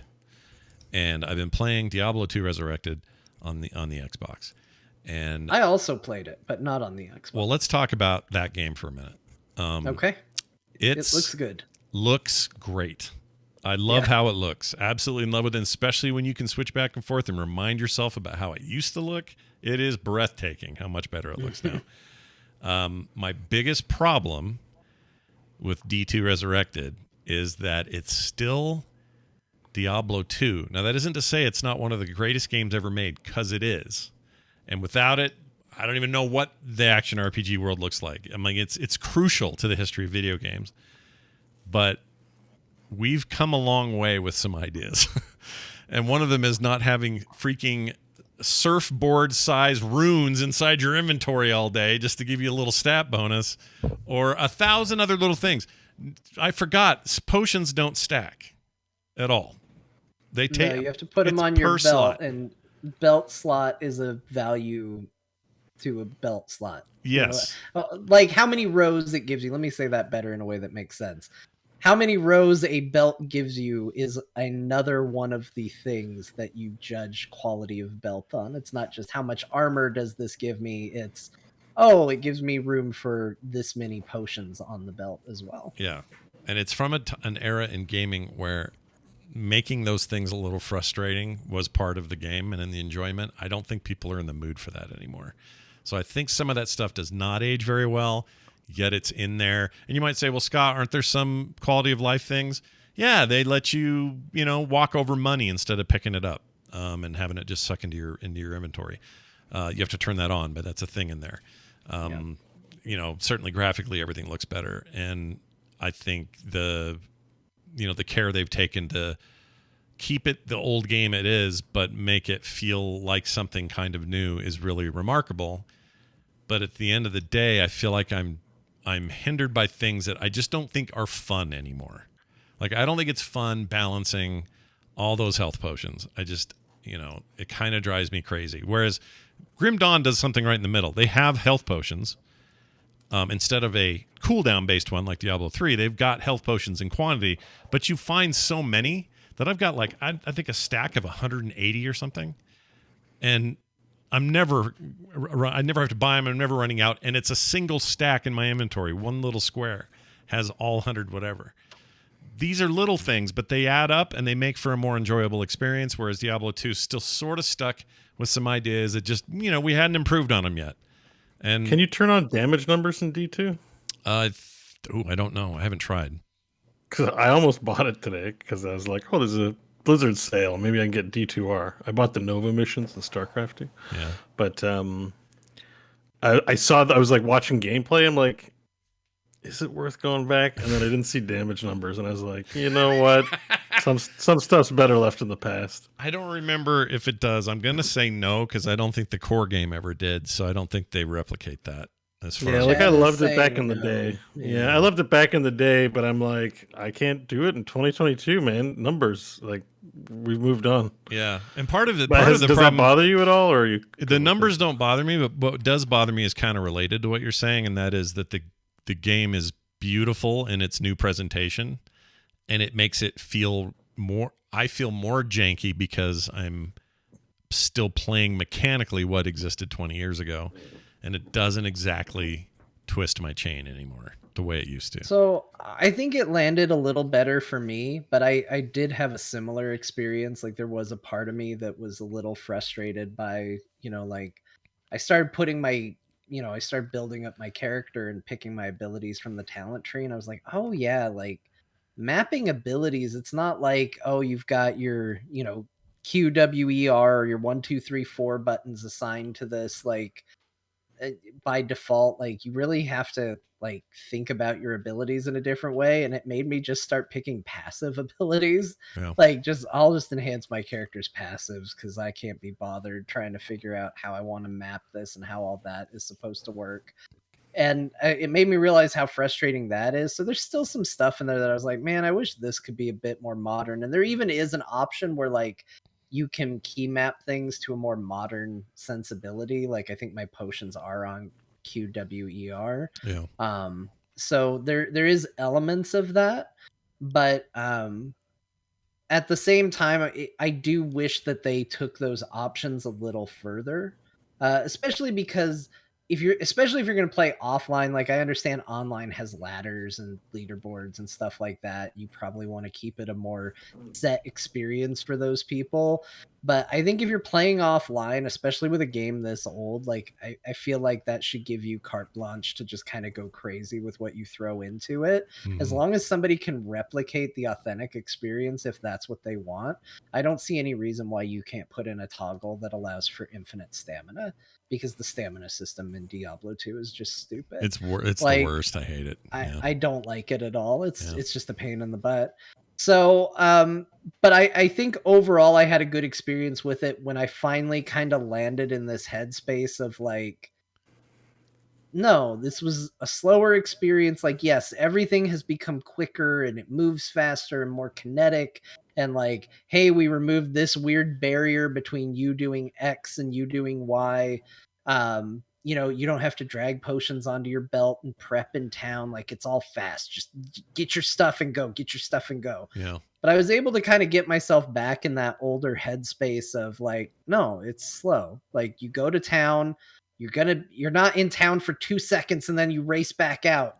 You go to town, you prep, you put your potions on your belt, you get ready to go out adventuring, you take your time, you walk, you don't run necessarily, and then you don't have to worry about the stupid stamina system. And I got myself into a headspace that made more sense for the game, and I started having a lot more fun with it. Yeah. So I do think that there are elements there. Also, I found out that I could just click a button on my mouse and it would toggle between running and walking. And for some reason, that one thing alone made the stamina system thing feel better, because I was like, well, at least now I can quick switch between walking and running, and that feels okay. Yeah. But yeah, I think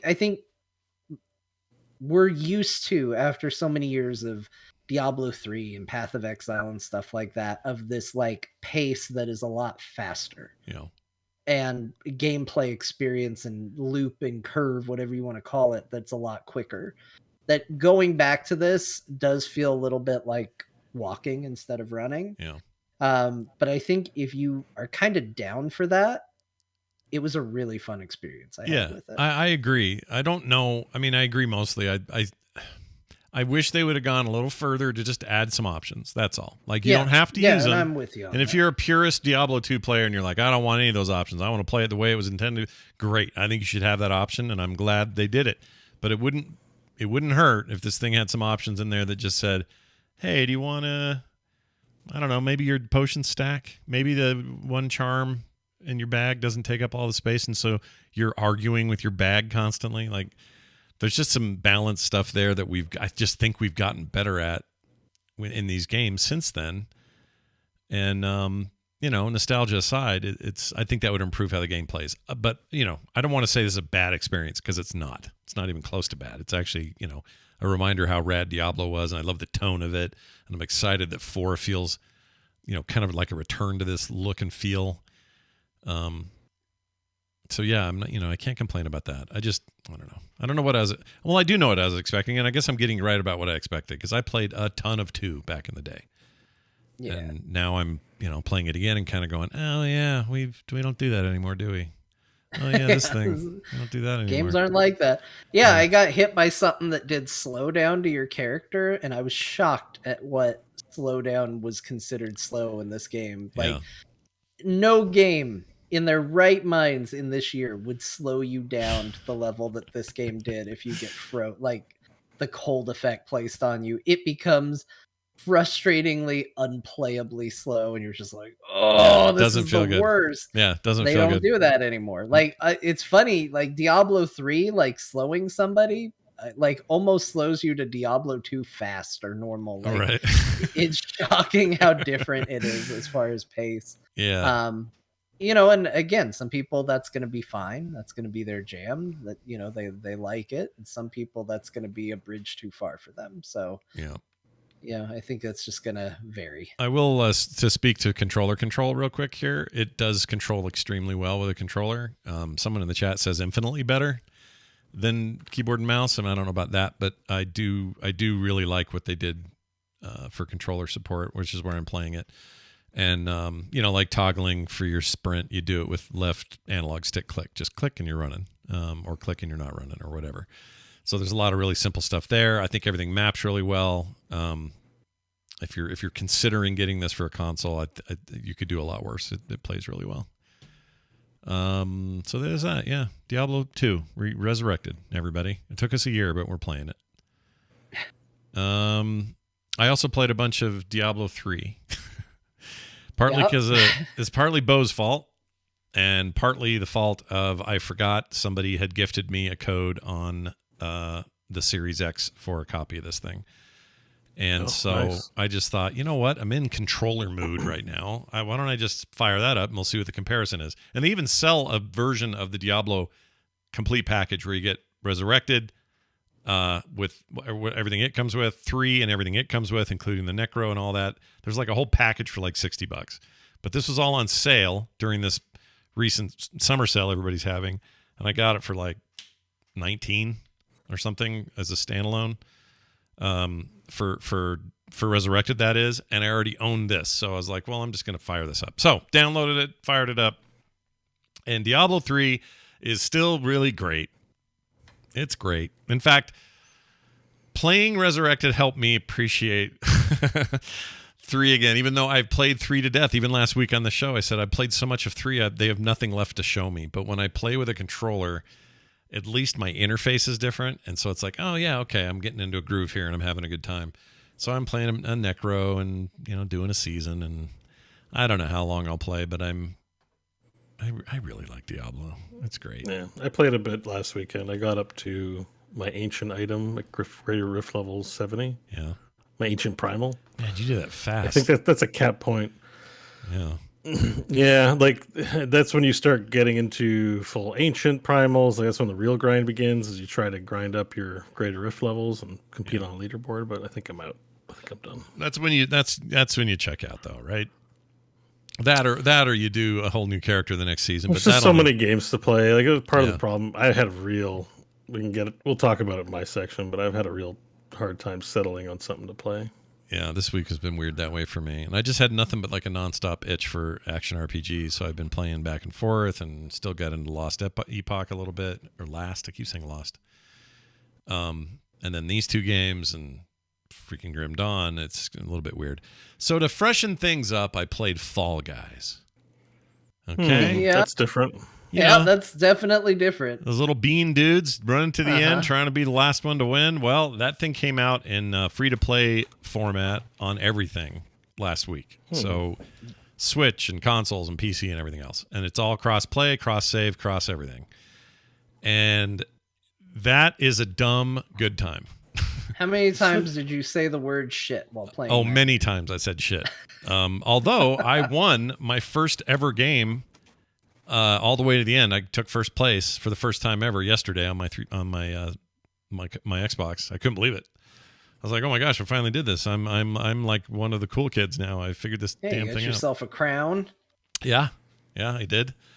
You. And I enjoyed it enough that I played a bunch of other maps, and I did pretty well most of the time. I would always end up in the last, final 10 at least. And it's really polished and come a long way. I haven't played it since back in the day when it was a pay-for game, and I had a code on Steam, I guess it was at the time. But now that Epic owns it, they put it everywhere, and it's free to play and a pretty fun, dumb time. Like if you're just looking for just like, I just need some dumb, good time in my life, this game is pretty good for that. So anyway, Fall Guys, still fun. I also got Raft because John recommended it and it was on sale.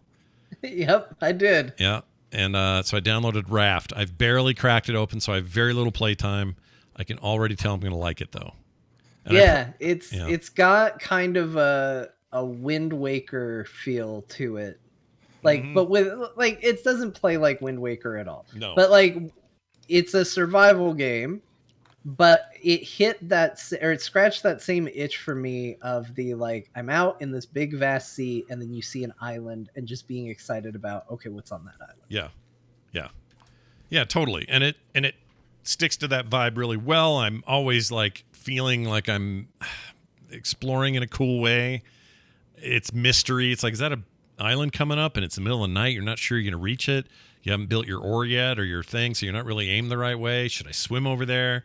Oh, I don't have an anchor, blah, blah, blah. Maybe V Rising has helped me get in the mood for this some. I don't know.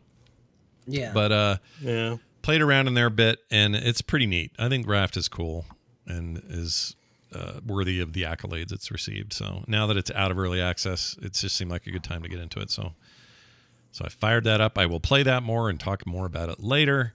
I'm excited to hear you play more of it because there comes a point where it becomes less about survival, and it depends on what mode you play to, like what options you turn on and off. And we talked a little bit about this about, I'm just not a fan of the shark mechanic in general. Like the shark kind of bugs me. Yeah. But there does get to be a point where you've got enough built and enough established in the raft where it's less about like, oh, these are the things I need to build or I need to do.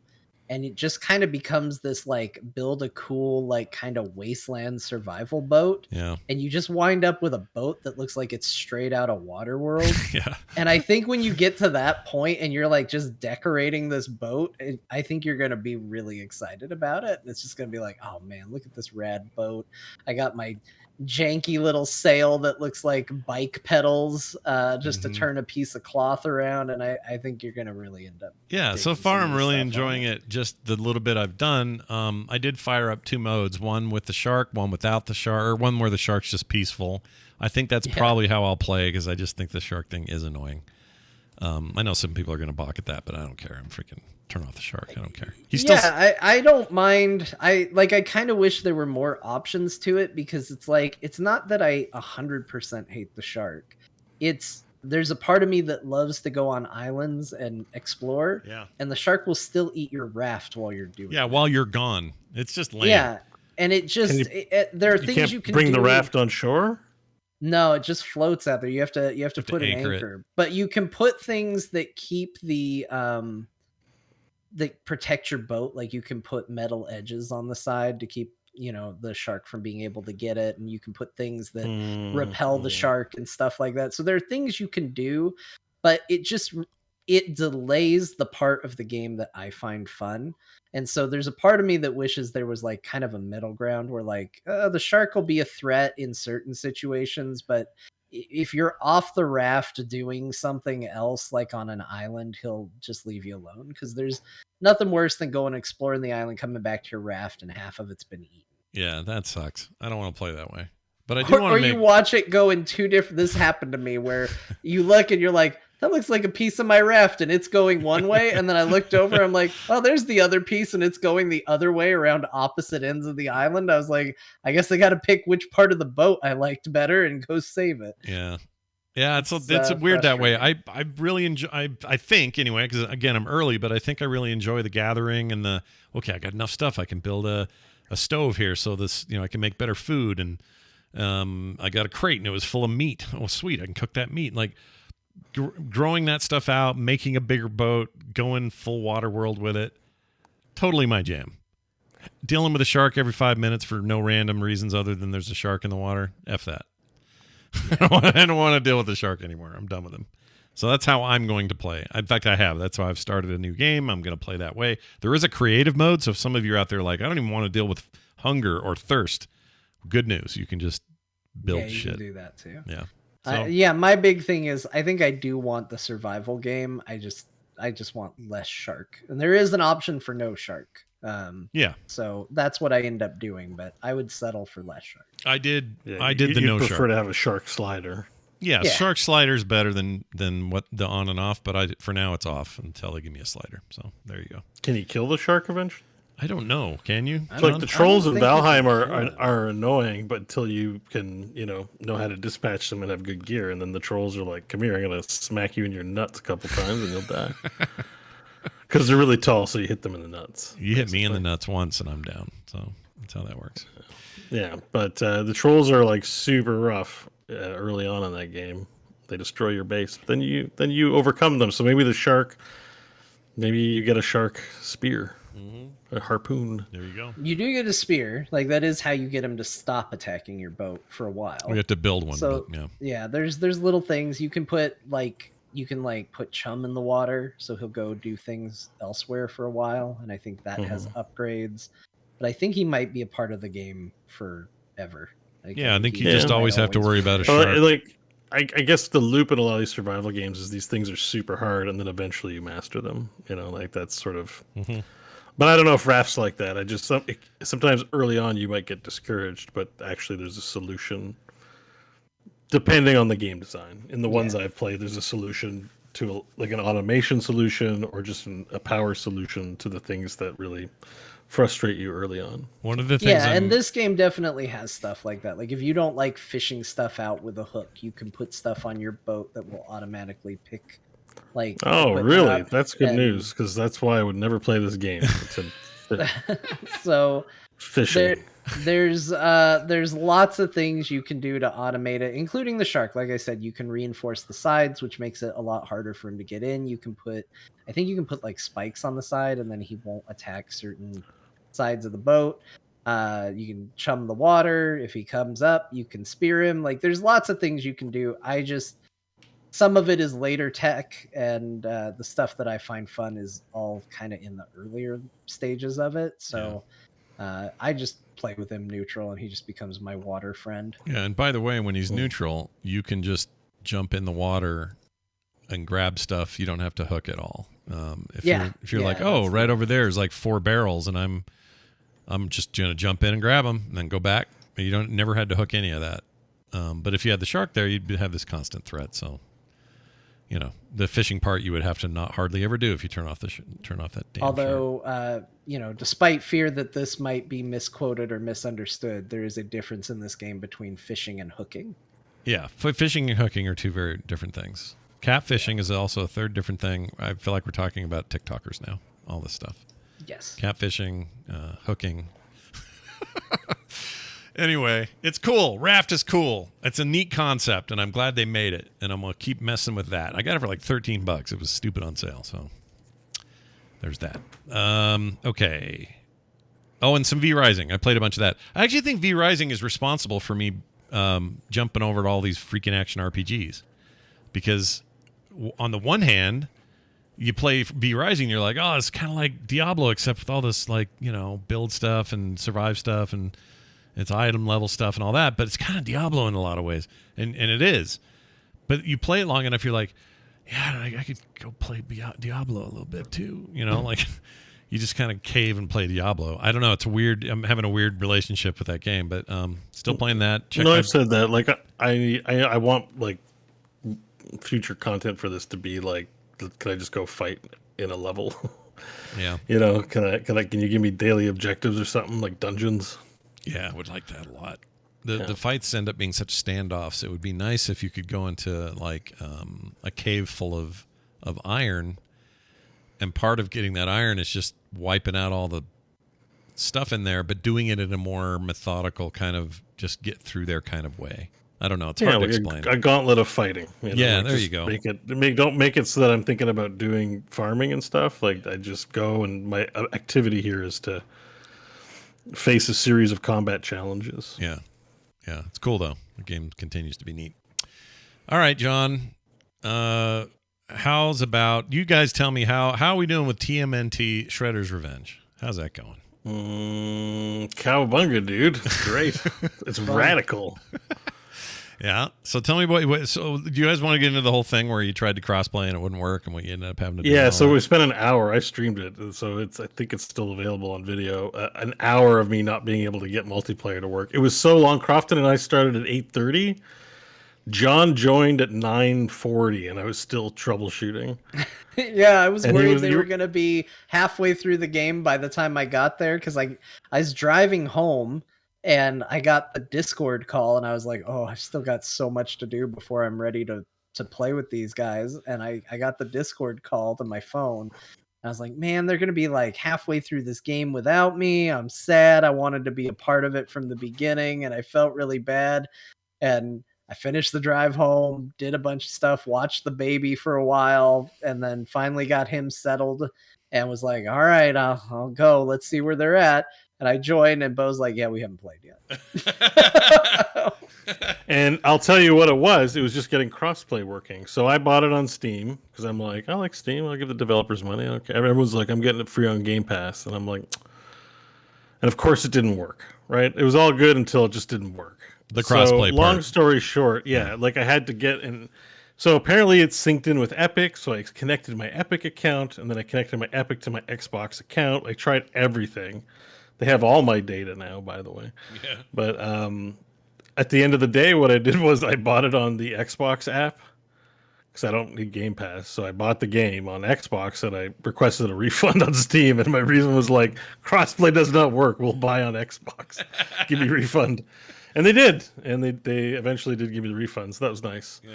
And then we were the solution to the tech problem was just to buy it on Xbox. Like, do not buy this on any other platforms if you want to play with people. It supposedly works, but the Discord was pretty silent. There's not a lot of information, and this is not the kind of game I'm playing every day for the next month. So it's not like I'm going to check Reddit every day to see if the devs responded. I'm just like, so buy it on Xbox. Sure, sure. But good game though, yeah. Like I've heard nothing but good things. Up to 6 players, man. We had 4. We had Ryan Murphy, Crofton, and John, myself, and it felt like I wish we had 2 more people here. Yeah, because it's a real party. Like there's lots of stuff going on the screen. You can high five each other. You can heal each other. You can taunt. You can fail to res friends because you don't know what button it is. That happened a hell of a whole lot. Yeah. You can find out that taunting increases your energy meter and not tell your friends until like 3/4 of the way that one is what I'm guilty of.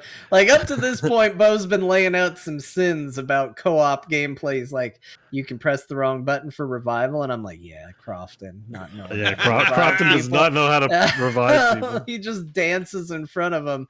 But then Bo says you can learn that taunting increases your energy and not tell your friends. That was 100% me. I discovered, granted, very late. Yeah. That if you can take all the power pizzas. If you do your taunt, it gives you energy for special attacks, and so it wasn't until we were on like the final boss that they were like, "Hey, why do you keep taunting?" Because like every free moment I got, I'm over there as Leonardo, just crossing my swords and being like, "Hiya!" And finally, Bo's like, "What are you doing?" And I was like, just taunting. And then I think it was Crofton pointed out, he's like, oh, you get energy from doing the taunt, and Bo was like, really? And I was like, yeah, I gotta admit, I knew that. I just didn't want to tell anybody because I wanted to do well in the game.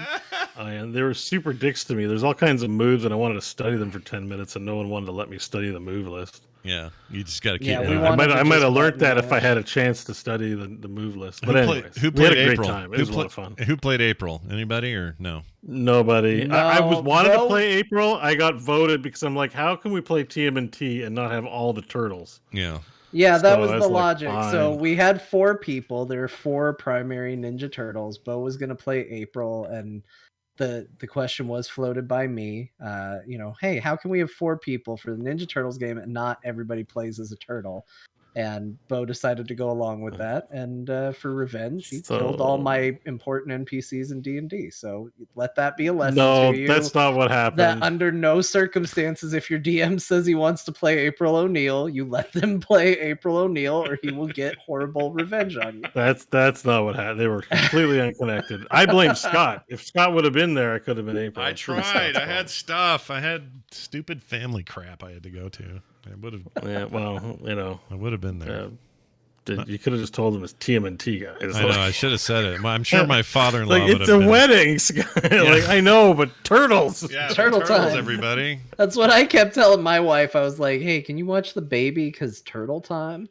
Yeah. And she was like, yes, you can go have turtle time. Go have is what turtle she time. said to me before I went in there, is I could have turtle time. Because you like turtles. Yeah. Yeah, I love turtles. So wait a minute though. So I played a bit. Not when you guys were on. I did download it because I was thinking if I get back in time, I'm going to play with those guys. I never did, but I ended up playing some, just single player, and I'm a little impressed with how the game looks like a new game, but feels like it's 1992, and in the best possible way. Like it's really great. And I didn't play with a bunch of people, so I don't even have that experience yet. But just the feeling of moving through boards, punching dudes, special moves, throws, all that stuff just took me back to Turtles in Time. But it also looks great, like just a great looking, modern, pixelated thing. And I'm super impressed with it. I think it's good. Yeah, it looks great, plays smooth, but retains that classic feel. Yeah. And record for the shortest cinematics ever. Like every level, it's like They 2 have a second cinematic. skip button to skip the cinematics, but you have to hold the button down. And I swear, holding the button down to skip the cinematic takes almost as long as the cinematic itself. Like it's so short. Yeah. I don't know why it's even there. But no, it was a fun time. We got through the entire game in one sitting, which feels right for this kind of arcade style game. Like you want to be able to say, hey, we're going to sit down, we're going to play through it. We unlock Casey Jones, so the next time we play through the game, there can be a battle over who's Casey Jones. Sure. I did play as him. He's very fun. Yeah. So it's good. It's very, very good. I think it is a perfect fit for Game Pass because it is a game where I don't think I would have buyer's remorse for it. It's not a $60 game or anything like that to begin with, Sure. but like it definitely is the kind of thing that you just want to tell your friends, hey, let's get on and play this game. I agree. Yeah. This is a good get for that. And I don't think we knew until it launched, right? Like that was kind of a surprise drop ish. Yeah, I think we found out pretty late Yeah. to like it coming out. Yeah. Which is a bit of a surprise. Here's John when he asked his wife if he could go play it. I like turtles. She said, okay, Yep. fine. Go ahead. That's what I said. She said, all right, you can go do it. Final Fantasy Remake Integrate. I watched you stream a bunch of this on your test stream. Yeah, so I had to get things going. I decided to play a little fun. That came out on Steam. I got it on Steam, so now Yeah. I have a PC version of the game. And I I did have this to too, by the way. Oh, you did? I have to eat a little crow with Final Fantasy. Ooh, eat some VII. crow. Let's hear it. So when we first talked about this game, Bo and I talked a lot about it because we both played it on the PS4, and I said pretty strongly back at that time that I did not like the combat system. I ended up setting the game on easy so I could just button mash X my way to victory because I didn't think, like, I know a lot of people love it, but I didn't think this new modern Final Fantasy control scheme was for me. Yeah. And that I kind of hated it. Yeah. I still like turn-based. Like, I still am definitely old man about this. Like, there's something to be said about the turn-based, take your time, pick your move, that I still appreciate and love, and will always, in my opinion, be what I wish RPGs were. Yeah. But on this new playthrough, I wanted to at least change it up a little bit, get something of a new experience, and I decided to kind of force myself to learn the combat system and how to play it properly rather than just button mash. And I spent some time with it, and I have to take it back. Like, I still prefer turn-based, but this game's combat system is super cool and it's super fun. And I didn't get it before, it hadn't clicked properly, and now it's falling into that right rhythm of combat encounters feel like a little puzzle to solve, of using your characters and your abilities and everything tactically. And I think it's a lot of fun, and I had a really great time. It was with really it. fun So, watching you play. I could tell it was pretty good. It looks great. The game's Yes. beautiful. My gosh. It's this is one of the best showpieces for gaming I think that exists. Like, so I bought it again too. It went on sale on Steam the day it went on sale on Steam. I bought it full price, everything, no regrets, and it just felt so good to be back in. The main reason I bought it was just to listen to the music. It's like one of the most iconic, if not best, soundtracks for a video game of all time. Like A to Z, not just like a good song. Like A to Z, the entire musical oeuvre is iconic and beautiful. And so, anyways, yeah. I watched John play a little bit too because we played through the same sections, and I was just like, "Oh, this game's so good." Yeah. it is. This game's so good. I'm glad you're playing it on a amazing. harder mode. It's like it's not Yeah. the most challenging game ever, but like the animations are so like look at the way like nobody fights like that with like freaking sword that does sparks. It's so over the top.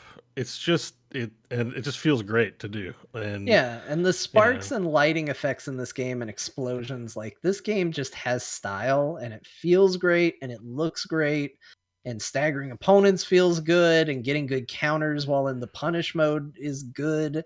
Like, it does so much so well, and I'm gonna tell you, Scott, like, this is one to jump on. It's on sale right now, although I will Yeah. say this, it's on sale to basically be what a reasonably priced PC game of a game that's been out for a while Yeah. is what the sale price Yeah. is. It's like normal retail. But that does mean that it's going to go back to its severely marked up price that it is right now. Mhm. I think it's worth picking up. Like, this game is really good. Having played through the PlayStation version, the original version, recently, I'm gaining a much deeper appreciation for where this game's different, where this game's the same, where it's expanded, tweaks to the story. You know, the original Final Fantasy VII doesn't dwell a lot on the fact that you're basically eco-terrorists blowing up buildings and stuff. Yeah. Yeah, Like, you're Greenpeace. it doesn't really dwell on it, and this game's a little more willing to be like, hey, we killed people. You know, like, we didn't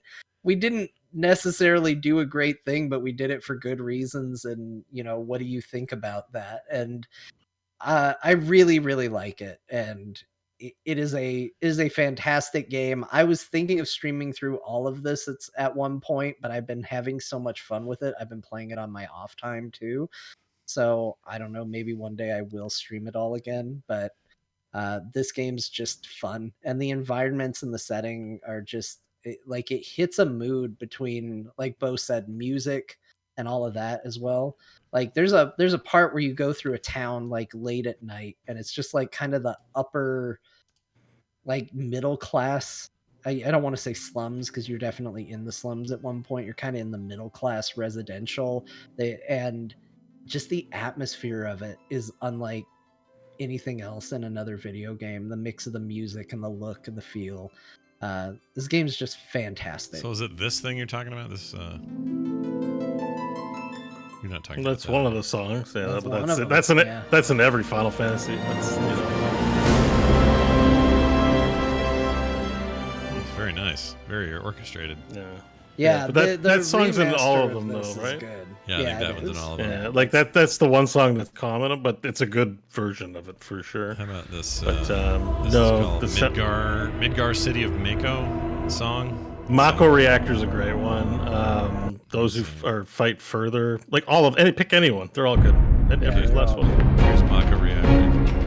Yeah. I might have to just get this game. I might The get soundtrack. I mean, Get if you were to say like, Bo, pick a soundtrack, the one soundtrack on an island you'll ever listen to again, video game wise, this is probably it. You know what's Like, blowing? I think You there's know a what's few blowing others my I like, mind? but this to me is the most iconic video game soundtrack of all time. Do you remember the what was the animated short film called that they made with Cloud? Well, and stuff? Advent Children was the full movie. Not Advent Children. Well, wait, was that the one with Cloud?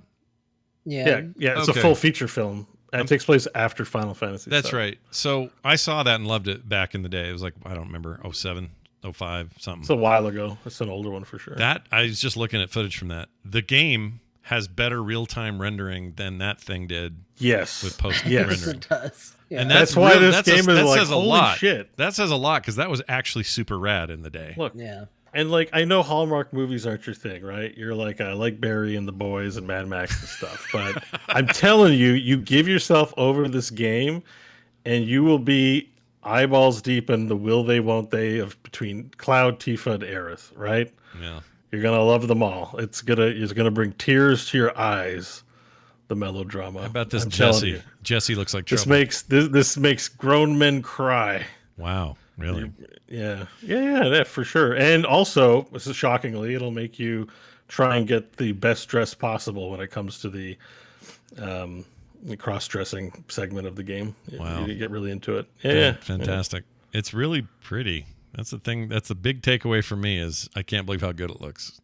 I will say this does add Jesse to the mix. You were kind of mentioning Jesse there, Yeah. and like I will say this game really made me appreciate Jesse. Like she's kind of I don't want to say a nothing character in original 7, but because I played Remake first for the most part, and I only vaguely remembered Jesse, I was like, when I went back and played the original, I was like, oh, what an important character this is.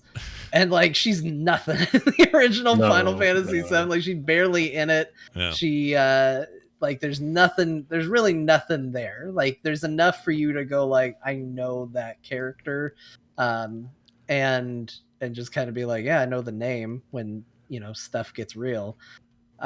This game does so much with that character to like kind of make that character like a really interesting and tragic character. Like, yeah, that's true. Like I played that game now going through a second time, like knowing everywhere that story goes and, you know, getting the background with her, because you don't do anything interacting with her mom or her dad or any of that in the original.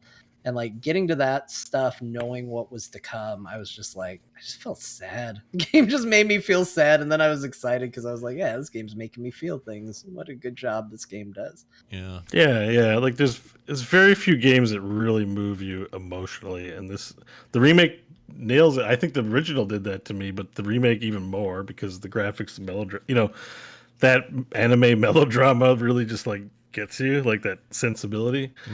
It's so good, Scott. This is one of the I should get like it. It's someone in chat room saying, does the game end at a good spot? This is a whole game. I know it's 1/3, but in the original Final Fantasy, you didn't get whole giant voice acted cutscenes that look incredible. Right. Like it's totally fine that this is a third of a game. I felt like I got a game experience out of it. I felt way more playing this 1/3 of the game than all 80 hours of the original. Play it. You know, it's not the most challenging game. John's right. Like, you know, the combat is more of a spectacle than it is like a sincere attempt to make Into the Breach or some tactics game or some hard puzzle challenge. Totally fine with that. But it's some of those bad guys you end up hating, and you're like, oh yeah, I want to kick that guy. I want to laser fight that guy. You know, you're like, you really get into it. It's super good. So and I the think Final Fantasy big monsters look cool. I think I've been John about. Okay, so when I say that, I mean like your Grim Dawn thing or Inside. You know how you get like these little things that bug you and you won't play it because of it. I think part of me is just so annoyed with how Cloud is that archetype and typical version of that character that's like, I'm gonna save everyone, but I'm gonna be broody and pissed while I do it.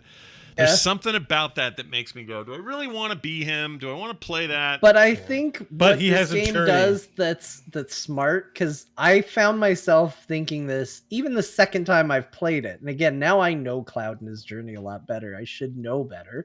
But I was doing the same thing at the start when he's just being an asshole to everybody. And he's just like, whatever. When people are talking to him, I mean, Yeah. that's kind of the next protagonist thing. But, you know, he just has this, like, he doesn't care attitude, and he's kind of a dick to people.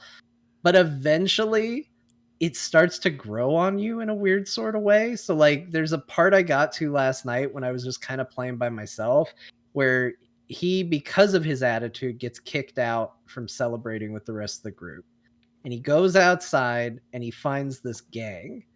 And this gang of people come up and they're like, "Hey, we're looking for somebody who's got a gun for an arm, you know?" And he's like, "Maybe." Yeah. And he like they think he's trying to get money out of them, so they're like, "Hey, come with us. You clearly know something. We'll get you your money, but we want to go someplace private." So they're going there to, you know, kill him and get the information, or be at least rough him up and get him the information. He's going along with it because he wants to find out what they want to know and to beat them up in return. And everybody's going there and everybody's trash talking along the way. And then they get there and these four street toughs immediately pull knives and they're like, "Yeah, you're gonna tell us what's going on or we're gonna cut you." And Cloud's just like, "I don't give a shit." And just pulls out his sword and goes to fight him. And I found myself going like, this guy's so cool. I like this guy so much. He's so great. Yeah. Like, it grows on you.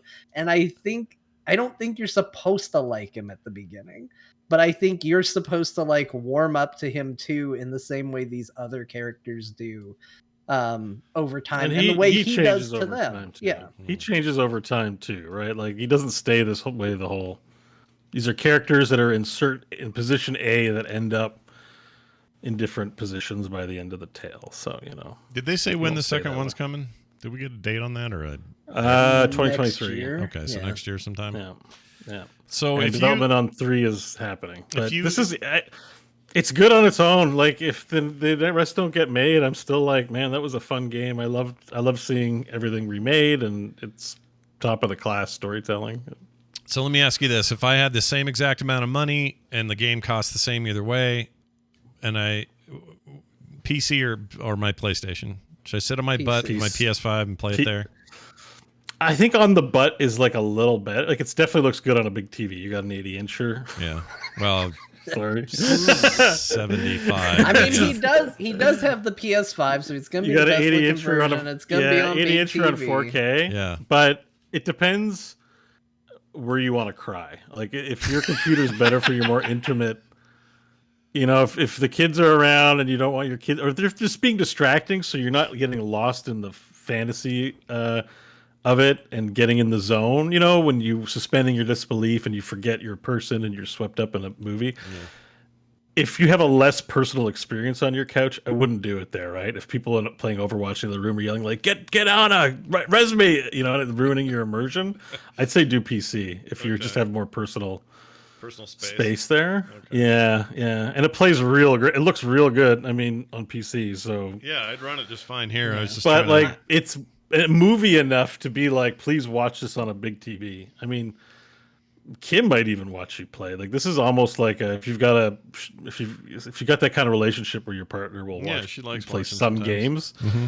She might actually get into the story, maybe, you know. And it's definitely like it has a romantic angle, so I could actually see her potentially getting into it. Although it's more guy focused, it's more hetero male focused because the whole thing is the big part of it is like, oh, Tifa's so beautiful and loyal, but Aerith is so lovely and charming and somewhat alien, and just the way they set up all the dramatic beats. There's like that whole, you know, not comedy of errors, but like a timing thing. Like, oh, you were with her, and you're like, no, it's not like that, you know. And it's just these subtle, not over the top things, and I don't know. It's super good. This game for me was like it's always going to hold a special place in my heart because it was the first game I played when my wife and I moved in together and the kids moved in with us, and it was a game that everybody liked watching. Mm. And so at that kind of like important stage where we're trying to feel like a family and everybody's feeling a little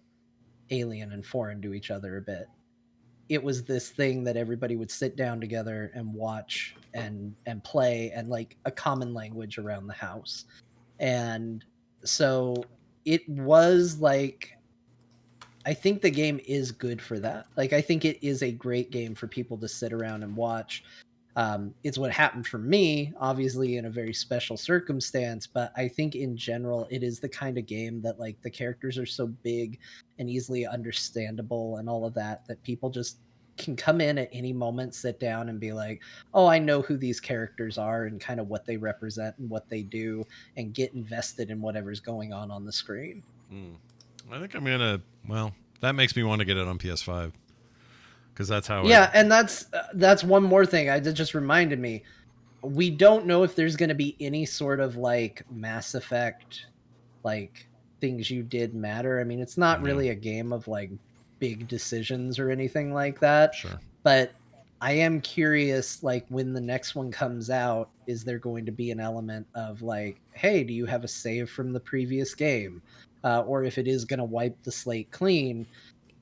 I don't know how that will work with PC and PS5. So if you did play it and you got really into it and you were looking forward to the sequel, you may be in a position where you're like, well, I either have to wait for it to come out on the PC now, or I get to continue right away on the PS5. Good point. I have no idea. They haven't said anything about that, but that is there aren't many choices, but there are a few choices that do like impact things. Yeah, but they're not super obvious. Like I think that first choice, when you can either offer to give Aerith money or just reject the flower she gives, does something. I think it's very minor, but I think some of the choices do impact. Well, if it ends up blowing my mind and I love it and I can't wait to play it again, and if Sony has another 6-month to year lock on release before the PC version, then that would probably be smarter to go PlayStation 5 anyway, right? Yeah, because if you do fall in love with it and you need to play it day and date, then yeah. Like I'm probably gonna have to buy a PlayStation 5, like for that reason. Because you want to play it again. I'm gonna want to play it right away. It's I don't want to die and not play the latest Final Fantasy. You know what I mean? I'm gonna just steal my parents. So I'm gonna buy that's PS5. true. You just I'll take theirs. What are they even using it for? What are they doing? They aren't doing anything with it. That's it's right. It's just there as a mockery of my fandom of gaming. Yeah, that's lame. Tell your parents they can watch. They can get them a Roku and trade them. That's what you should do. Just say here's how you can watch your programs, and just hand them a Roku and then take that PS5. Well, you could do a switcheroo because there's that. Remember that we didn't do the story. I think I forgot to put it in the notes. But the guy who made the slim PS5. Oh yeah. But you could go to your grandparents' house, take the parts, put it in a Roku casing, and then put the Roku chips in the PlayStation 5, and they'd never know. They wouldn't know. They'd never know. Yeah. Give them a PS4 for a while, just let it sit there, see if they notice. They would notice though, actually. My parents are very they would notice. They would notice, They probably would. Happened. They would probably have to notice. But check this out, chat room. This guy, that little box down there, this little silver thing flat on this guy's desk, he took his PS5 and crammed all the guts into this. And it's like cooled and I have to say great. That is a cool looking system. Like if that was what the slim PS5 looked like, I would want one immediately. I would too. I think that thing looks awesome. I do too. And what I loved is you guys then found this article of the dude. I missed this entirely. The guy that made an Xbox Series X the size of a fridge, but not a fridge that looks like a Series X, like an actual Series X as big as a fridge, which I think is almost as just cool. Funny that there's something in the atmosphere where one guy went small and the other console went big. And it's like weird. Yeah, and you could have gone either way. It wasn't in our news, but I heard this week that for the first time ever, Xbox outsold PlayStation in Japan. Yeah, like that's crazy by a large amount. Sony is not happy about it. I think it's because it was on the backs of some very popular Japanese game that is only on Series X and S. I can't remember the name. Shoot. Oh, they beat them at the exclusive game even. Something like that. But yeah, that was crazy to hear that. I couldn't believe that. That was nuts. That was like when I remember though hearing the day that Sony overtook Nintendo in Japan years and years and forever ago. And I remember that being a big whoop.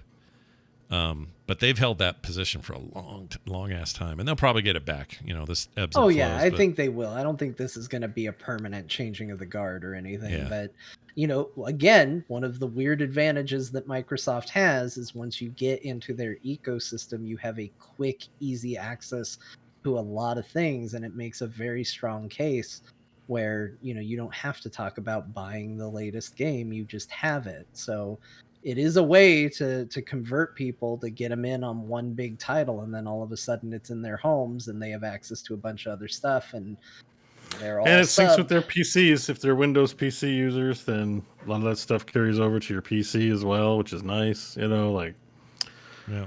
there's a lot of benefits to being on the Xbox platform over PS At the moment, yep. That's But true. I still PS have has to the steal my parents' PS5. I did That's the world install. we I live in, did. I as guess much I as told you like. guys last week, or maybe I didn't. But I did buy the middle tier plus, the new plus thing, and that's how I Oh, played yeah? Chorus Oh, last oh. week, and whatever else I played. Oh, that's why you told me you were sad it was Final Fantasy wasn't on that list. Yeah, 'cause that would have you been got amazing. that. I Yeah. can play the freaking Death Stranding thing finally if I want. That's on there, but I haven't. Oh, I forgot to even write it on here. I played like 3 hours of Returnal. That game's Oh, cool, yeah, I remember you man. mentioning that, yeah. Returnal's rad. That's a rad game. I really like the guys, the Housemark or whoever it is that makes those games. I like all their games. They're usually things like Super Stardust HD or Resogun from the PS4. Those kind of particle heavy kind of, hey, we're going to compete with Geometry Wars kind of efforts type games. And they're all very good, but this is a huge step ahead for them. It's basically a roguelike, but just the level of like polish and bigness to the story and visuals and stuff. I need to play it more so I can have more formulated thoughts on it, but I think Returnal is very cool. I totally forgot to write Basically that like down. a third-person shooter, right? Yeah, and it's just fast and I don't know what to compare it to except like Risk of Rain 2 or what's another roguelike wave-based kind of thing where the levels are all randomized when you go in for a run, and if you die you take some stuff back with you, and it's a roguelike in that regard. I mean, in some weird ways it's like if you pull away all of the layers of it, it's kind of a basic structure, but the presentation and the execution of the gameplay is really top notch. The weapons are rad, the enemies are really cool. That game's neat, and that's on that middle tier, so totally worth it for that. I like it a lot. Returnal's neat.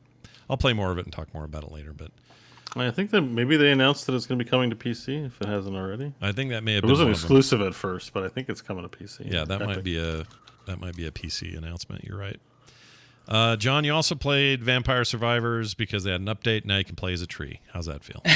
Yep, you can. Yeah. Like, I keep recommending this game because I still get people that are like, "Hey, John, what's a recommendation for a game?" And I can't stop recommending Vampire Survivors enough. Like every week, there's a new update. It feels like for that game that it doesn't fill up my entire week. It's not something I play constantly, but there's usually a day or so within a given time where I just log in, get all the new achievements, try out the new modes, try out what they put in that game.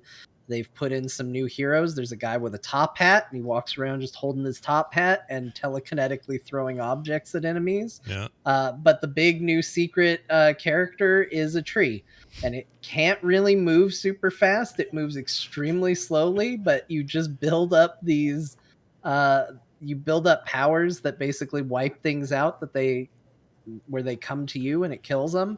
I did a full 30-minute run as a tree, being able to barely move, and it was a blast. I had a lot of fun and just playing as a stupid tree. And that game's just so cool. That game's so dumb, so fun, and just like getting in and seeing the new weird stuff they've put in that game.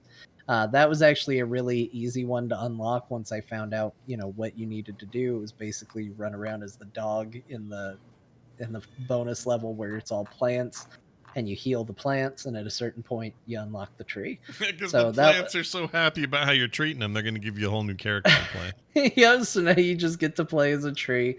Wow. What a fun game. I love Vampire Survivors. I don't know if it's on it has been on Game Pass, so you have that. Yeah. Let me see if it's part of Steam's summer If it's on sale on Steam, I mean, what are they even going to do? Do it for $1? Because right now it's only like $2.50 or something, or it's under $3. Yeah, it's $3 right now. It's Yeah. not on sale, but you know what? I said this yesterday on stream, and I mean it.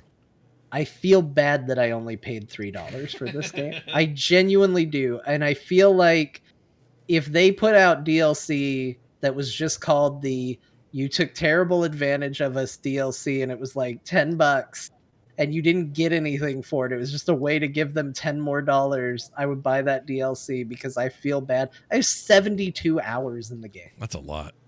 That's a lot of hours in this This $3 game. strikes me as a game. $3 game that has like basically 52 frame bitmaps. Like every time we talk about it, I love this though. I always like. I'm not saying it's shade, but every time we bring it up, Bo's always like, "It looks like somebody's old N64 fell off a cliff and smacked into a." Wow, they made it in Game Maker in an afternoon. It's such a good game. It's such a good game. We're up to 120 achievements. I've got all of them. Got all the hidden characters. Like, do you get the feeling? I get the feeling that those guys had no idea what they were onto when they put that thing out. You know? No, I don't think so. I think when you make a game, it's a flooded market. I was watching a video. They're talking about how to get noticed to put your game on Steam. Yeah.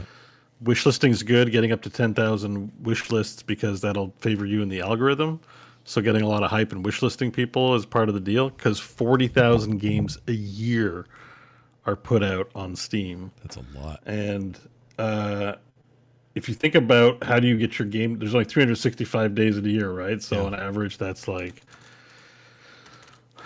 100 games a day. It might be, maybe you said 4,000. That's a lot. How many of those? Still a lot, though. How many of those are? There's still 10 massage? games per day. Is there only? I There's thought only they said 40,000, but let's say 4,000. So let's say 4,000, but 4,000 is still a lot. Is there only one? 4,000 is still a lot of games. It's 10 games per day. Yeah. How many of those are orc massage? Just one? I'm sure Orc Massage did not bad. What you're really looking at, you're competing with are actual like these green lights and stuff that that you just never heard of. Like what is Roots of Paka? No idea. Yeah, I don't know either. Wants me to wishlist it. Like you just look for like one thing that strikes me with Steam is like it's showing me so many games, but it's way showing me not a lot of games. Like think of all the games on that amount, it's actually withholding a lot. It's mostly showing me not games, even though it looks full to the brim with games on offer. Yeah. And so even if you were I'm going to make a quick little Steam game, $1. Maybe I'll make $100, right? And this guy's, I'm sure he's made $1 million or two easily. Like that game's got to have sold $1 million, right? Yeah. Oh yeah. So, and I don't know what Microsoft's paying. Oh, sorry, it's more than 11,000.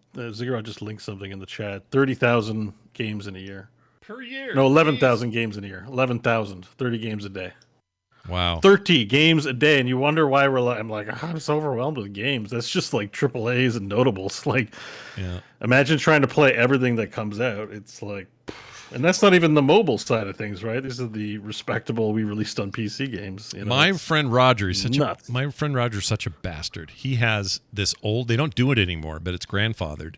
Way back in the day when he worked for CNET or somewhere, they gave out Steam gave out review accounts. So if you were somebody in the games industry and you had a review account, that meant that no matter what game you wanted, it would download. You just owned it. It didn't matter. Right. Never spent a dime. That guy, every time I look at any game, even when it's like not even out that day or barely out that day, no one else has reviewed it or owns it, it always says, your friend so-and-so owns it. And it's always him because he automatically owns everything. And he never plays them. If it were me, I'd be using that thing all the time. I'd already have freaking Final Fantasy retro, whatever it is. What is it? Play all 11,000 games? Whatever the name is. I would have all these games already, all the expensive ones, because he didn't have to pay a dime, and it pisses me off. Anyway, Roger, if you're listening, you're great. Yeah. You're great. He played Vampire Survivors? I don't know. No, he hasn't played anything. That's my problem. Is he doesn't even get on Steam. Yet there's his name saying he owns everything. Drives me nuts. I want that account, but they don't do it anymore. So, I mean, I don't blame John for sinking a lot of time into it. I sink a lot of time into it. It's fun. Yeah, it's a good game. It Bo? was made in an afternoon. Do you have anything? Do you know that for sure? Or are we just saying that about them? Maybe it took them. It's No, obviously not true. He's still putting. They're still putting content out for it regularly. Right. It can't be I made made in a one bit- I made afternoon if the made content a is still coming two-frame- out week to week. I made 2 sprite frames and wrote like some text. Yeah. It probably took them a while, right? It takes time to make games, but They're still but making this- it. Yes. It took them a while. It's still This isn't- literally being made. this isn't that hard. I can say that with more confidence. We'll talk about that a little more when we get to my section of games. Well, let's get to your section then, because you talked about. So we talked about most of it. I'm playing Final Fantasy VII. Mm-hmm. I played some TMNT, D3 Necro, but I gotta say, man, the last 2 weeks of the show, I've loved doing the show with you guys and I've had a good time, but it's been pretty depressing talking about the Diablo Immortal. Like it's been. Yeah. I'm like, I kind of went into this week. I'm like, please, let's not talk about mobile gaming. Like, Hey, not- good, I good like news. people like our opinions and we have a good conversation, but like, I just like to focus on positive things too, and I find it brings out the worst, in me and John in particular, right? So I'm Good. just like, let's Yeah, but focus on the things we love, and I that's think we good. did that this episode. Yeah, we didn't. you know? We haven't talked about mobile at all. I don't think. Yeah, was in so a I betch- just a betch. I just kind of cussed. I was in a much better mood this Betch. week.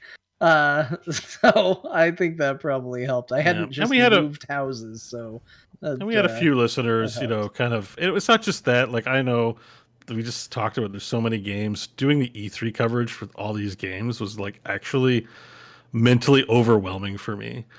To the point that we're like, I've been streaming pretty intensely. I couldn't choose what to play. I felt just really burnt out.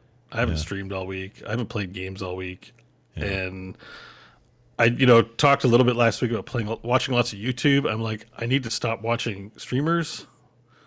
Again, no disrespect to them, but I'm talking about the Asmongold's and the Ludwigs, and somehow in my algorithm, I screwed up my YouTube algorithm, and it's all, you'll never believe what happened this week in X game, end of the world, and I'm like, no, I want learning stuff, so I need to do a cleanse. So I went on a bit of a dopamine cleanse. So I was like, you know what? If I'm not that much in the mood to play games, I'm gonna try and take a break if I'm really not feeling it. So I kind of stopped since Sunday, and what I've been spending my time doing is I've been brushing up on my programming. Nice. So I've been watching tutorials on C, C++, and C Sharp. I downloaded Unity, and I was about to look around in it, and I'm like, I know I'm going to want to get under the hood. So, and like, getting under the hood means learning a programming language. I don't really feel like doing the Unreal thing. It just Unity sort of struck me. Also, I'm understanding that C Sharp is a bit more forgiving of a language to learn, but still pretty powerful, and Unity uses that. So I was like, all right, I made a decision. I still brushed up on my C and C++, just basic terminology, but I went hard on the C Sharp. And so I haven't even opened up Unity. I just really wanted to have a firm grasp on C Sharp before I start opening up the code base and try and look at what the code base underlying the game engine is, because you have to go in and write stuff at some point. So I've just been learning my C Sharp. And it's been kind of fun because, a lot of that's basic stuff like, the operands and if clauses, for loops, all that stuff, came back real quick. Yeah. But I've said before on the show, I stopped at the object-oriented part. I didn't stop this time. I learned about classes, inheritance, abstraction, polymorphism, and whatever the other pillar is. It's not in my brain right now. Yeah. But basically how classes work. And as I was learning about class, I'm like, oh, this is actually pretty easy. I don't know if it's now that I'm not a distracted 20-year-old and not time for this, or I'm just in the right frame of mind. But I'm kind of soaking it. I'm not like an expert in it. I've only done practice examples along with videos I've watched and stuff like that. But I have a pretty firm grasp on passing arguments and returning values or not. And there's still a lot to learn because the object-oriented programming is very flexible. Yeah. But I have a really firm grasp on going into this on just how functions and methods and objects work. So I'm not even really that interested in making a game. I'm just been kind of interested in programming, and it's part of my learning cleanse because I'm learning things, not steeping myself in stupid ass controversies in gaming. Yeah. Like I find the issues are serious when it comes to loot boxes and stuff, but at the same time, like I got a life too. Like, I just don't have to pay attention to it. Like goodbye Diablo, So anyways, I'm just enjoying that for now. We'll see where that goes. But Hey, that's what I. can So we- it's game related because I think I'll try and do something. Let's I'll do try it. and make my own Vampire Survivors and put my money where my mouth is and make There you Vampire go. Survivors. But you only have make- an afternoon to do it. Though. I'll make Werewolf Survivors in an afternoon. I would like to. But that's what I mean. Like Let's it's it's announce like it. Let's okay, announce you it. program some inputs. Yeah. Like because the thing is, so the prototyping's the thing in gaming, right? So prototyping's just like I'm not going to get assets. I'm just going to put basic controls and features on a most abstract game. So let me put a player character in. Let me move it 4 directions. Let me have it automatically shoot. Let me spawn in some dudes. Prototype done. That's Vampire Survivors. Like literally, I'm watching people throw prototypes together in Unity videos, and I'm like, yeah, you polish up the bitmaps take a little longer, yes, but the prototype you can get out in an hour at a game jam. Like that's actually not far off, right? And it's not we're not talking Blizzard quality sprites here. We're talking, like okay-ish sprites. So that being said, effort's still gone into this game, and you know what? It doesn't matter how long it took to make the game. If you find it fun, like knock yourself out. I played 40 hours of it. It's good. But I find it funny because I'm pretty sure it's 99 cents for a reason. This person is clearly a Catholic or a religious person and would feel way too much shame charging $20 for it. Yeah. So. Yeah. It is $3, right, John? $3? Yeah, it's $3. Yeah. It's $3. Oh, I guess I got it on sale for 99 cents. I'm pretty sure I paid 99 cents for it. Oh, weird. No, maybe I didn't. I don't know. It's still pretty cheap. Maybe I didn't. In Canada, that means it was like a penny. Yeah, it was Here. I like a should've penny. gotten it then. So hold on, I let's would've felt go way ahead and make worse the then. announcements. Make it official. We're making a point and click adventure game based on the core hosts and their lives. And Bo is making it. If I get to that stage, I might start prototyping a few things. Let me put some stuff together, and if I get to a stage where I can throw some art, maybe we can. Well, listen, I Maybe know we can make our own 99-cent podcaster simulator. That's right. I know a great writer. His name is John. I know a good artist. His name is me. And I know a guy who apparently can program, and that's you. So we have all the three things. I can do sound, and we all do VO. Yeah, we all can do VO and sound work. Yeah. We've got a lot of bases covered. So, but I'm just brushing up on my line. I don't want to. No, you have. I'm nowhere near developing anything. Yeah. But let's go. From a hobby, like I think that's sort of how you view these things. You just kind of have fun doing it. You don't think about. I'm doing this because I'm going to make $1 million and sell the world's best game. Newsflash: there are 40,000 games coming out every year, or something like that. Like, just enjoy the process. And so far, like I'm enjoying getting back on the programming horse. It's fun, but we'll see where things take me. But that's what So for those who's tuned into my stream, I didn't stream all week. That's what I've been doing. I didn't want to embarrass myself in front of people, and to be honest, I didn't want to be distracted either. I was learning. Well, that's good. I think that's really cool. I'm super stoked for you on that front. It's always good to find something like that, where it doesn't feel like work. It doesn't feel like the same old stuff you're doing. It just is a good distraction, but also a learning thing. I think that's awesome.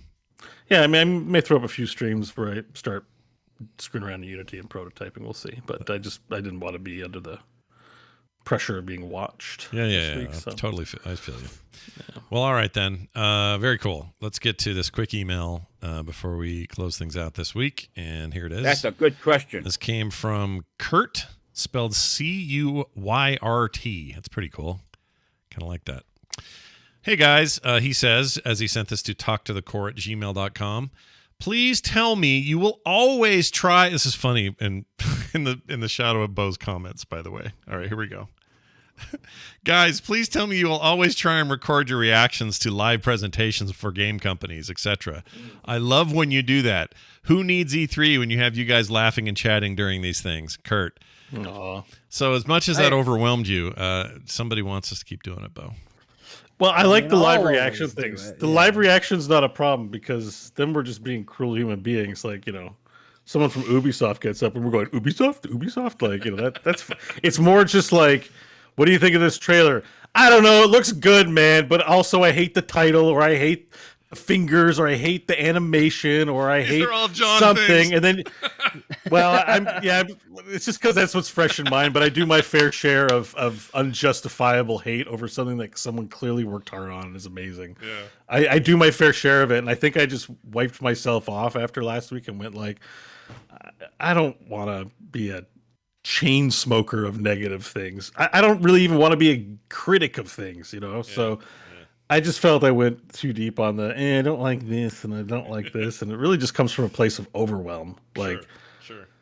It's there a were like lot, too. this game. There's 50 bajillion games announced, and I'm like, I'm gonna play 2 of them. Yeah. They're great, whatever. Yeah. So. Well, I'm That glad. said, I was surprised because I thought I was gonna have what I felt at the time, especially after doing the live show and you guys kind of talking me out of it. I thought I was gonna have the hot take of the century, being like, I'm not looking forward to Starfield, and now I feel like the general consensus has turned on that game. All of a sudden, I'm seeing a bunch of people criticizing it, and now I feel like all of a sudden I have the popular take, and now I'm actually kind of sad about that because I kind of want you're to like, be shit sure about it. Yeah, like it's like, no, it turns out everybody agrees with you. No, that's not what I wanted. But well, you know what? Just take the rational what was the polemic stance of being like, could be good, could be bad, seems There all you right. go. We live in a beautiful age full of wonderful things. This seems to be one of those wonderful marvels. It seems like a thing We'll a lot see of when it people comes put out. a lot of work into. Yeah. Yep. Yeah. Well, But it doesn't get the clicks, so maybe it's bad advice. Don't listen to me. Maybe You're right, it doesn't You'll get the never believe. clicks. We need a new thumbnail. You'll never believe what John loves, and a picture of Todd Howard in the background. I do love Todd Howard. He's great. Yeah. I mean, at least unless something comes out that he's a bad person, then I'm going to really regret saying that on the show. I But think he seems pretty safe so far. It's almost like the time I did a Bill Cosby impression the day we found out about Bill Cosby at BlizzCon. I remember that. Sometimes the timing just isn't very good. Nope. I the will way it say goes. just some side data that doesn't really matter. I do these little Frog Pants TV short videos for YouTube occasionally and talk about a game thing here or there. My Diablo Immortal one, which was pretty critical of things, was had enormous spread, did real well. My one about why if you need to get ad revenue on YouTube, like you're eating good now. Like it's like a part of you's like, wow, look how bad Immortal is. All these people are making videos, but like the reality is it's dinner time. Yeah. you want money? Like, here, talk shit about this game. We'll give you some. YouTube's like, we'll give you some money, man. It's really annoying. Joke's on them. I don't get enough views on YouTube to monetize anything, so I don't have to rely on clicks because I get no money from anything. It just annoys me because I don't want to do that. Didn't win the lottery or anything. No, not at all. But I saw the metrics go up, and it annoys me because I don't want to be. I don't like that artificially negative, let's get the clicks and hits, and there's just too much of it. And so on the one hand, I'm like, oh, I'd really like to make things happen on YouTube. And then I realize, well, to do that in this giant pool of people trying to get everyone's attention, I have to go against some of my own freaking principles. I don't want to. I think it depends on why you're coming to the table. Like sometimes griping about a video game can be cathartic, and sometimes we all need to have our outlets for it. And I have a video, I've got notes sitting right next to me for a thing I need to record, not because I think what I'm going to say in the video is going to change anybody's mind about anything they feel or anything like that, but just because it's a personal story I feel the need to share based on things that are going on in the world, right? Like sometimes stories or things or emotions just build in you and you need an outlet for it. And I think if you want to go, you know what, I was a big fan of Diablo, like, and I can say this for me personally, like Diablo is what got me into Blizzard games. Like I didn't play Warcraft 1, I didn't play StarCraft 1. I started playing Diablo, and so it has always held a special place in my heart. So yeah, if they put out some free to play garbage, like it hits a little harder than finding out that some other mobile game company did it. And I don't think there's anything wrong with going, this is sitting poorly in my gut, I want to get on my platform and say my piece. I don't think there's anything wrong with that. But I think when you sit down and go, well, this is going to get the clicks, like you're doing something different than speaking your piece. But neither of you have done that. So just to be clear, I appreciate you saying what you're saying, but you're going to put out 1 or 2 videos expressing what you feel like expressing, right? Yeah, so that's true. It's not a millionaire our usual streamer. thing. Yeah.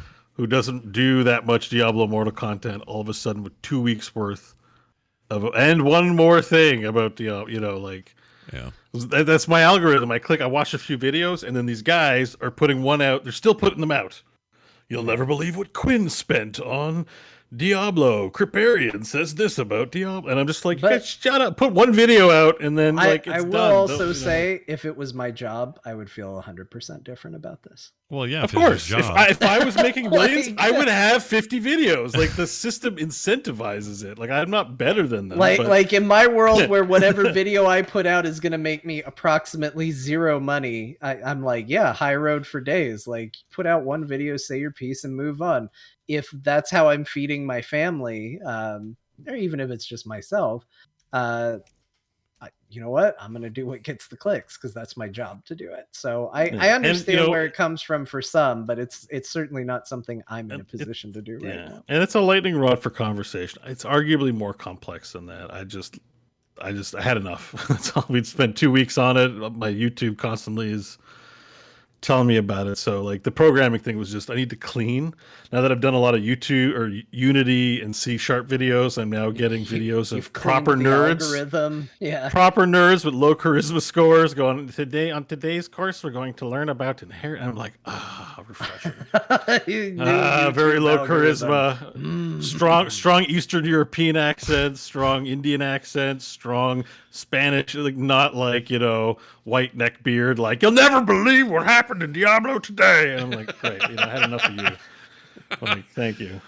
Yeah, it's a complicated, ugly world. I need my low charisma score, YouTube homies, for a little bit, please. It's all right. You just roll with disadvantage. Algorithm cleanse can be a wonderful thing. Yeah. Shove Exactly. a bunch of ones and zeros up your and butt. learning, like that's my favorite content to consume, whether it's video games or otherwise. If there's like something I didn't know that I can know, I'm always mining for that juice, and so this is giving it to me. It's good. Get your juice where you can get it.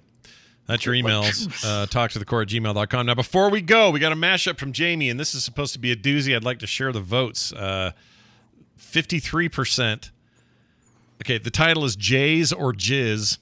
All right, so that's out. 53% of the voters think Bo said it. Yep. 30% think I said it. 17% John. So, my personal vote was that Scott said it. Okay. That was my guess. That was my vote as well. Because my thought was, why are we talking about jizz? My assumption is that it has to do with that form of Star Wars music known as jizz. It's canonically accurate. Yeah. That might be you then, John. It might be you. Right, but I know it's jizz, so I can't see myself going, well, is it jizz or jizz? I know what jizz is. Well, you everybody. might have Let done me that be to clear. egg Scott I know what jizz is. I have no questions about it. Yeah, I'm sure that won't make a mashup where John says, I know what jizz is. Yeah. Yeah. I'm music, familiar right? with jizz. And the John music, and Bo, I would have and, voted Bo because it just, I don't know, for some reason I can hear Bo say jizz and then make me laugh. I don't know why. I can just hear it. Something about the way you say I don't know. Something It might about have it. been me. It might have been me. Well, but let's I don't find think out. it is. We're gonna my find vote out. was Scott. What was everybody else's vote? Just so Most we all- people. So again, I went Scott, but I my second place was you. so Okay, you all Scott, went with me. Where are you? I would would go you with guess? Bo on this. So I was with the majority on this. So 53%, 30, 17. Let's find out who won when I play it. Yo ho, we're clearly on a track, and like as they just dance around. Yo ho, we're clearly on a track. I'm not saying anything to you, bag of shit.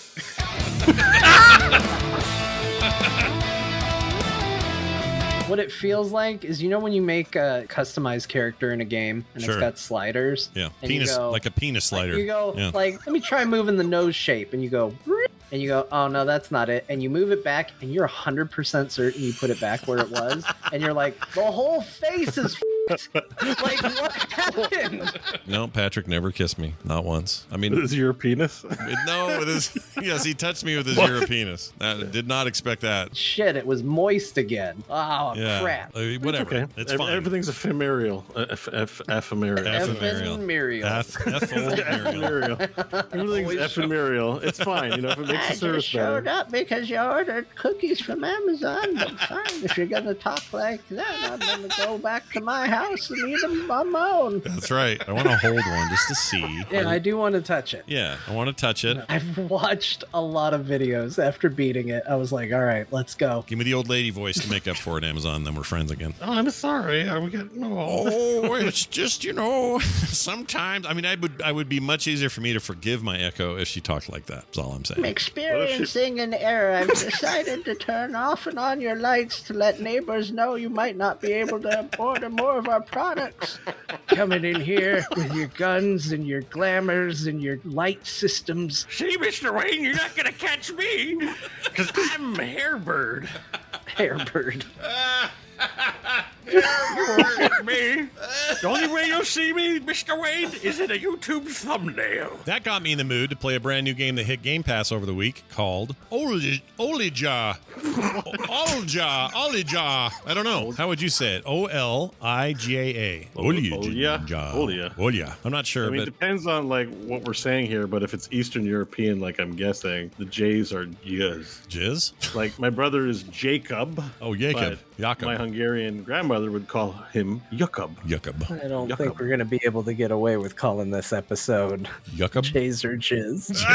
Oh! In Eastern European, it's not jizz, it's yiz. Yiz? Please don't yiz on me. Oh, John, it was you the whole time. It was me. Oh, my I God. did it. Please don't yiz on me. Don't yiz on me. It was a little bit Scott, but it was mostly me. It was mostly you.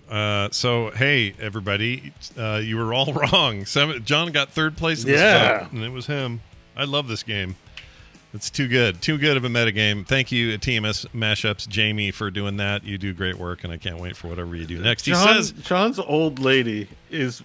Oh, it's amazing. Better than most voice acting. I want to animate it. Let's animate an old lady short. That's how we make it big on YouTube. Is John's You're old iconic lady. With that voice, John. You just need the right. You need to be on The Boys or something. So just voicing some CGI character, old lady. Yeah, the old lady. It's the best. Yeah, it's really good. You're the best. It's freaking funny. So well done. It's your jizz. You have to live with it. He says this is his favorite show to edit or to find these mashups and build them out of. So for whatever that means, I guess we say a lot of dumb stuff. So we're glad we could bring that for you there, Jamie, and we're glad you could make these for us and the listening audience. Speaking of which, if you are not a patron already, you might want to be. Head on over to patreon.com/core show and sign up today. Plenty of good reasons to sign up and none to not. So why wouldn't you? That's patreon.com/core show. For everything else, it's frogpants.com/core. And that is going to do it for us. We got to go around the table for some words of wisdom, though, and we'll start with John. Okay, well, in honor of Old Lady Voice, we'll do this. Thank you, everybody, for listening to the show today. We had some fun today. For those of you that weren't paying attention, here's some of the fantastic games we talked about. We talked about Grim Dawn, which is stupid by the sounding name, but it's probably okay. D2 Resurrected for your old Diablo. D3 for your new Diablo. Fall Guys for beans falling off shit. Cracked Raft, which is actually just the game Raft, but I read the whole thing. V Rising, we've got a server you can ask about. TMNT Shredder's Revenge, that's got them Ninja Turtles in it. And you got Final Fantasy VII Remake Integrate. John didn't have any comments about that title, despite it being long as shit. We got Vampire Survivors, you play as a tree, and Bo's been studying C#. She's a sharp cookie.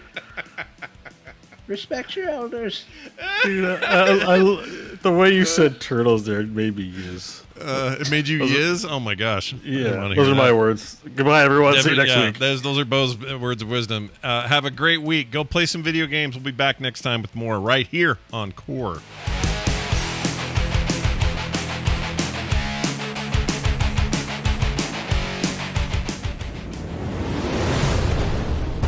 This show is part of the Frog Pants Network.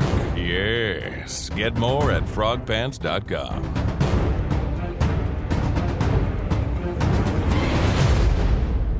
This is the great cycle of being. Ooh. Oh, You got